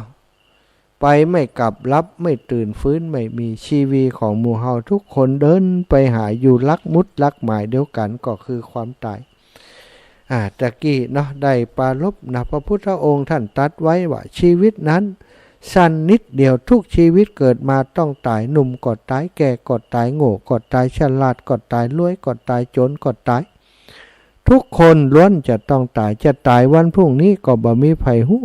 จะตายบ่ได้ก็มีไผฮู้แต่ฮู้แน่ๆคือในโลกนี้บ่มีไผอยู่ค้ำฟ้าซากคนสถาเปิ้นบอกว่าหันหน้าอยู่เมื่อเจ้าสายตายสายอยู่สุขสบายบ่ายมวยบายรื่นชื่นรวยรายเย็นดับชีพนอเย็นเล่นกับลูกโดยค่ำมวยอาสันอันนี้เป็นบทประพันธ์ของรัชกาลที่5สัจธรรมแห่งชีวิตเป็นเช่นนี้พระพุทธองค์ทรงชี้ให้เฮาเข้าใจตามความเป็นจริงจึงบ่ควรนิ่งมัวเมามัวประมาทต้องรีบทำกิจที่ควรทำโดยความสามารถที่เฮามีอยู่เสียแต่บัดนี้ก่อนที่จะบ่มีเวลาทำโดยเฉพาะการปฏิบัติธรรมเนี่ยศรัทธาญาติโยมสิ่งเหล่านี้นะมันจะทำให้เฮาได้มีความสุขในภพนี้ในชาตินี้แล้วแม้ว่าถึงจะต้องตายจากไปเฮาก็จะมีความสุขในภพหน้าในชาติหน้าฮู้ตัวว่าเวลาอยู่ในโลกนี้มีบ่มากก็ต้องบากบั่นสร้างสรรค์แต่คุณงามความดีคนเช่นนี้เปิ้นเรียกว่าคนฉลาดเนอะศรัทธาทั้งหลายโปรดระลึกไว้เสมอว่าเกิดมาทั้งทีทำดีให้ได้จะตายทั้งทีก็ฝากเอาความดีเอาไว้ให้คนทั้งหลายได้ชื่นชมขอไว้อาลัยต่อการเสียชีวิตจากไปของโยมแม่ โยมแม่คำมามณีวงศ์เนอขอให้แม่ไปสู่ภพภูมิที่ดีวันนี้ได้แสดงพระธรรมเทศนาจัดรายการธรรมะได้สนทนาปราศัยเรื่องชีวิตมีเป็นของน้อยนิดบ่มีเมินนานเพื่อจะให้คนทั้งหลายได้อยู่ในความบ่ประมาทเนาะเอาอุทาหรณ์เอาชีวิตของโยมแม่มาเป็นแบบอย่างสร้างสมคุณงามความดีจนหน้าที่สุดท้ายเมื่อ 2-3 วันก่อนได้ไปสร้างสมบุญญาบารมีไปถึงดอยนางแก้วด้วยกันกลับมาแล้วแม่ได้เสียชีวิตจากไปเสียแล้วก็ขอให้บุญกุศลที่แม่ได้กระทำปั่มเป่งมาตลอดนำพาแม่ไปเป็นนางฟ้าอยู่บนสวรรค์อยู่บนวิมานเนอศรัทธาญาติโยมตั้งหลายได้เวลาแล้ว21:45 นาทีเป้ง0808844173 0808844173โทรมาได้เลยเนาะตะกี้ที่โทรมาแล้วอาตมาบ่ได้รับสายเนอะมีโยมแม่ดวงดีนารัตะน้ำรัดจอมตองโยมแม่บุญนักวุฒิเดชขอสุมาอภัยบ่ได้รับสายแม่ตะกี้แล้วก็มีโยมแม่ไลภาพเตจะเนาะโยมแม่ไลภาพเตจะเบียงปะเป้าเชียงไฮ้เนอถ้าพร้อมแล้วก็โทรมาแห่ใหม่เนอแม่ตั้งหลาย0808844173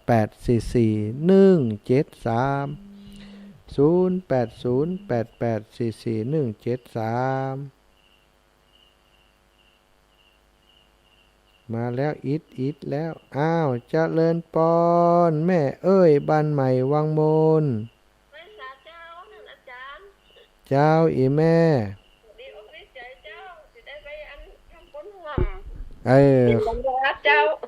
ขอบคุณมากๆเลยขอบคุณหลายๆเจ้าแม่นึกว่ามันได้ไปหันทั้งวัน มาแหมมันอยู่เดี๋ยวงานของท่านอาจารย์แหมลูกเจ้าเนาะถ้ามันจากกันถ้าว่ามีโอกาสกลับไปตัวแม่ปานี้เห็มเจ้าเนอะสาธุขอบคุณนี่แม่เนอะกำลังใจท่านอาจารย์นะเจ้าสาธุบุญรักษาแม่เจริญปอนจากที่ไหนตั้งได้เอ่ยมารับแล้ว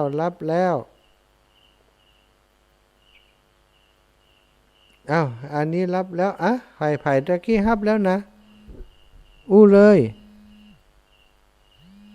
สายลุดไปกะอันนี้มารอบ2นี่เอาเปรียบนี่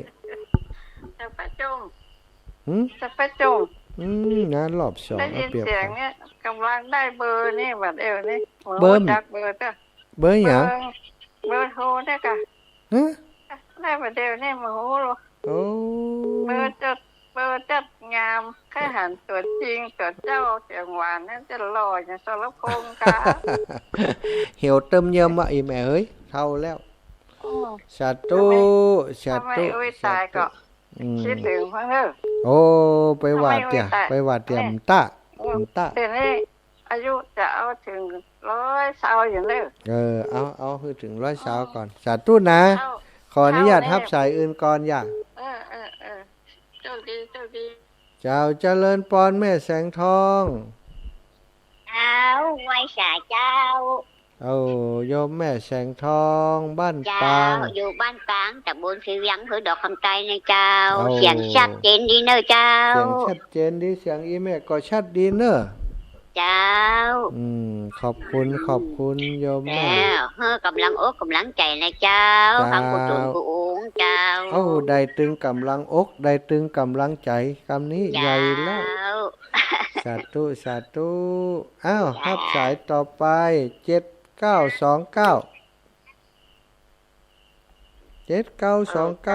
จ้าจากที่ไหนเอ่ยบ้านโป่งเจ้าบ้านโป่งพะเยากะบ้านโป่งเช่นพระเจ้าเช่นพระเจ้าเพื่อสันทรายเจ้าโป่งอย่างก็แม่ว่าไหมล่ะเจ้ากำลังสายแรกเจ้าบ้านโป่งเนาะเจ้านมัสการพระเจ้าท่าน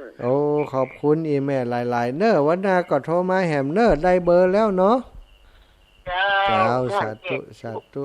แม่หรือว่านนั่นแหละกูคืนนั่นแหละ โอ้ขอบคุณอีแม่เด้อเจ้า แล้วแม่มีกำลังใจเด้อ สาธุอีแม่อ้าวโยมแม่ปานีพี่น้องห้วยฮีว่ายังใดแม่ ท่านมาว่างแล้วยังเป็น อ้าว ถูกอ่ะ ได้อีแม่เรื่องอย่างจ๊ะ ไปหาแม่น้องนะจ๊ะ อ๋อแม่น้องแหละได้กะวันถูกเนาะเดี๋ยวนี้จะไปอันนั่นก่อนนะแม่วันถูกนี่เดี๋ยวยังมีรถกำแต่ว่าจะไปแม่ฮาวจะไปแม่ฮาวเนี่ยอันบ้านนั้น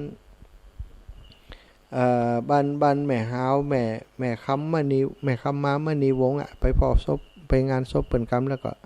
จะแวะมาหาอีแม่เด้อ เจ้า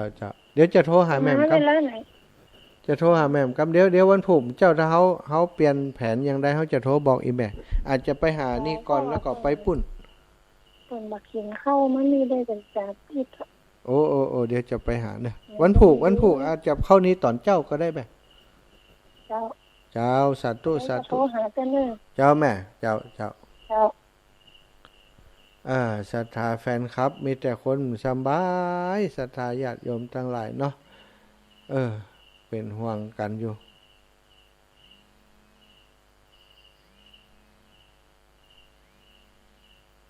เจริญปอน ฮัลโหล ฮับแล้วป้อ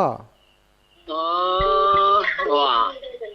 พระอาจารย์สมชาตินะ จ้า อันกับฟังทุกวันนี่ปอน้อยวันอาจารย์เป็นเอกหลงนะ โอ้ปอน้อยจ้าปอน้อยตัวนั้นกับม้ามสิกะ ว่ากะวันนั้นกับไปวันนั้น ปะกันอยู่รู้อีปอ น่ากะแต่ว่าหากะหันกับไปตัวน้องลำดวนหมู่แม่หมวยแม่เลี้ยวแม่ร้อย เจ้า แม่สอน ขอบคุณอีปอนเนอะวันนามาแหมเนอะ ครับวันนั้นกับไปแอม สาธุบุญรักษา ตกกับยัง2 แผ่น ดีเดี๋ยวกฐินวัดบ้านเกียวก็จะไปเอาหาอยู่ป่อ ครับ สาธุ มาเด้อ สาธุป่ออ้าวสายต่อไปแม่นวลยอดคำปันบ้านปาคา เจ้าไว้สาเจ้า จาเลินปอน เอาแม่ยังมารับเตื้อฟังอยู่ดูข่าวตัวเจ้า ดูข่าวตัวแหละดีแล้วฟังตัวดูข่าวตัวจัดไล่ลูก ข่าวฟังก็ฟังข่าวก็พออยากจะ เอา ข่าวพอ เอาไป ข่าวคุณหูฟังวิทยุเจ้าจ้ะ ได้สาธุเนอะ เจ้าเป็นกำลังใจเด้อ เจ้าเจริญปอนแม่นิดก่อนสวรรค์ เจ้า จ้า เจ้า บ้านปง เป็น น้อ แม่ ง น้องนั้นสำเร็จแล้วเนาะ เจ้าอีแม่เรียบร้อยแล้วเจ้า อนุโมทนาเจ้า เจ้าสาธุเนอะแม่เนอะ เจ้าเป็นกำลังใจท่านตัวเนอะ เจ้ารักษาสุขภาพตัว เจ้าแม่ เจ้าสาธุเจ้า เจริญปอนแม่มอนตันวง เจ้าไหว้สาเจ้า เจ้าแม่ ท่านมาหา เจ้า แม่ฟังอยู่เด้อ เจ้าสาธุ แม่ฟังถ้าพี่ก็เมาแก่งนั้นช่วยดอกแต่แม่ไม่ได้โทรสักค ได้โทรแล้วเหรอ ำนี่ก็ค่อยหอนกันนะ อาจารย์น่ะ แล้วบ้านอยู่ไหนอ่ะ นี่จะไปลำปางกันลูก ก็ยังมาหึ โอ้แม่ไปงานศพห้องไปวัดลำปางหลวง โอ้ หลายเรื่อง นี่ กัน ก็ นะ ฮบมาวัดบรรพตของกาเนอะ เจ้าวันหน้าก็เนาะ เจ้าสาธุนะแม่นะ เจ้าไหว้สานะเจ้า เอาปันกันคนน้อย เอาแม่พิกุลวงแก้วได้ข่าวอย่างพ่อง ได้เลยข่าวแล้วไหว้สาเจ้า ก็ยังบอกเขาสักกำอะ ก็หูกระตุ่มเดียวนึงกะ โอ้แน่แล้วแม่น้อยอินยาสีโทรกำฮับนี่ ก็เจ้าโทรกำหับ เดี๋ยวท่านนี่ไปแรงกะ เดี๋ยวนี้ตอนวันพุธเขาจะไปตอนบ่ายแล้วอาจจะเลยอย่างใดมฮู้นะเพราะ จะไปตอนบ่ายตอนเจ้าไปเยี่ยมแม่นงก่อน ใจถ้าไป ถ้าไม่น้อยไปต้นไม่น้อย เราประสานพอแล้วยังได้ให้แม่น้อยโทรกลับกำเด้อถ้าเปิ้นรับสายเด้อวางนี่บ่ค่อยรับสายโทรศัพท์ยังได้บ่อีแม่ แกถ่ายจะพอโทรศัพท์กะเปิ่นจะฟังในวิทยุเหรอ ก็ถ้าฟังโทรศัพท์ก็ได้ยินกะได้ยินที่เฮาอูอยู่กะ ก็ได้ยิน เจ้าโทรหาเปิ่นภาพมา ฟังเด้อถ้าแม่น้อยแม่น้อยอินยาศรีฟังอยู่โทรหาหน่อย สาธุแม่เดี๋ยวจะไป เจ้าไปสาเจ้า สาธุเจ้าศรัทธาญาติโยมเด้อก็แม่แก้วพญาโสมกับแม่ศรีวันบ้านกลางไหนแม่ศรีวัน มันมาถึงตรงเจ้า ฮะแม่อู้เลยเจ้า เจ้า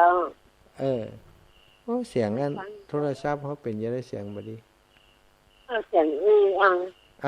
างแบบสบายจ้ะเป็นวัดจ้ะ เจ้าอีแม่เป็นนั้นบัดนักเป็นอำเภอเนี่ยมันถึงวัดมันถึงจังหวัด แม่เป็นกำลังหานี่แม่ไม่ไปสักครั้งนะ อันนี้มันเป็นจังหวัดอะแม่เป็นอำเภอเนี่ยอัน ว่าจะไปนะว่าวัดเดี๋ยวกันมากฐินไผมันได้มาวันนั้นต้องเสียใจกฐินวันที่25-26พฤศจิกายนก่อยมาก ฐินจำแรกกฐินก่อยมาเนาะแฮม2เดือนพุ่นแม่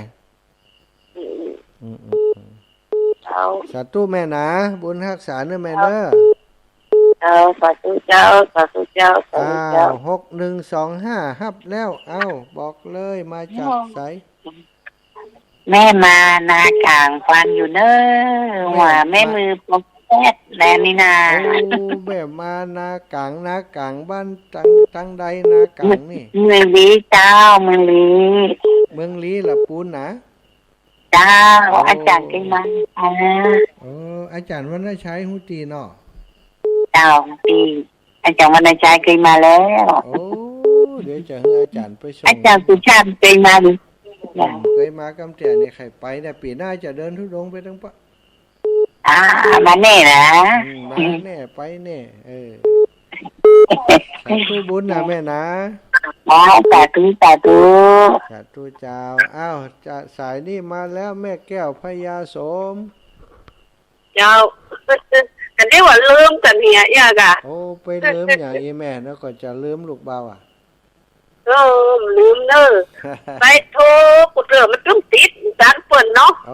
เจ้า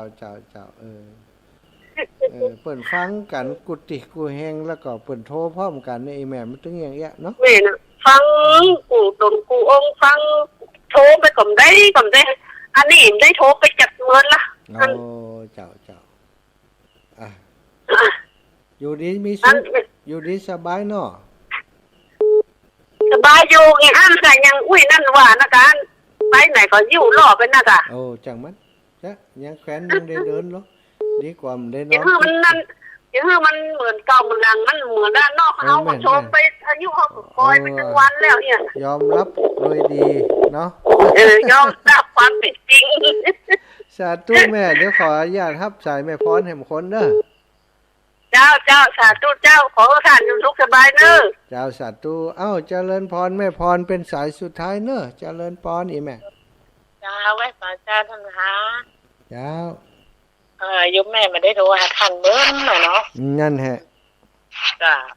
ยังฟังกันอยู่เนาะติดตามทุกตนทุกองค์เนอะแม่เนอะแม่ฟังตลอดฟังท่านตลอดขอบคุณอีแม่ดีแล้วเวลาตุลูกหมดแล้วเนอะแม่เนอะก็ฝากศรัทธาญาติโยมทุกท่านทุกคนเนาะติดตามรับฟังธรรมะจากครูบาอาจารย์ทุกรูปทุกองค์ขอความสุขสวัสดีบังเกิดมีแก่ท่านเจ้าทั้งหลายจัตตารโอธัมมาวัฏันติอายุ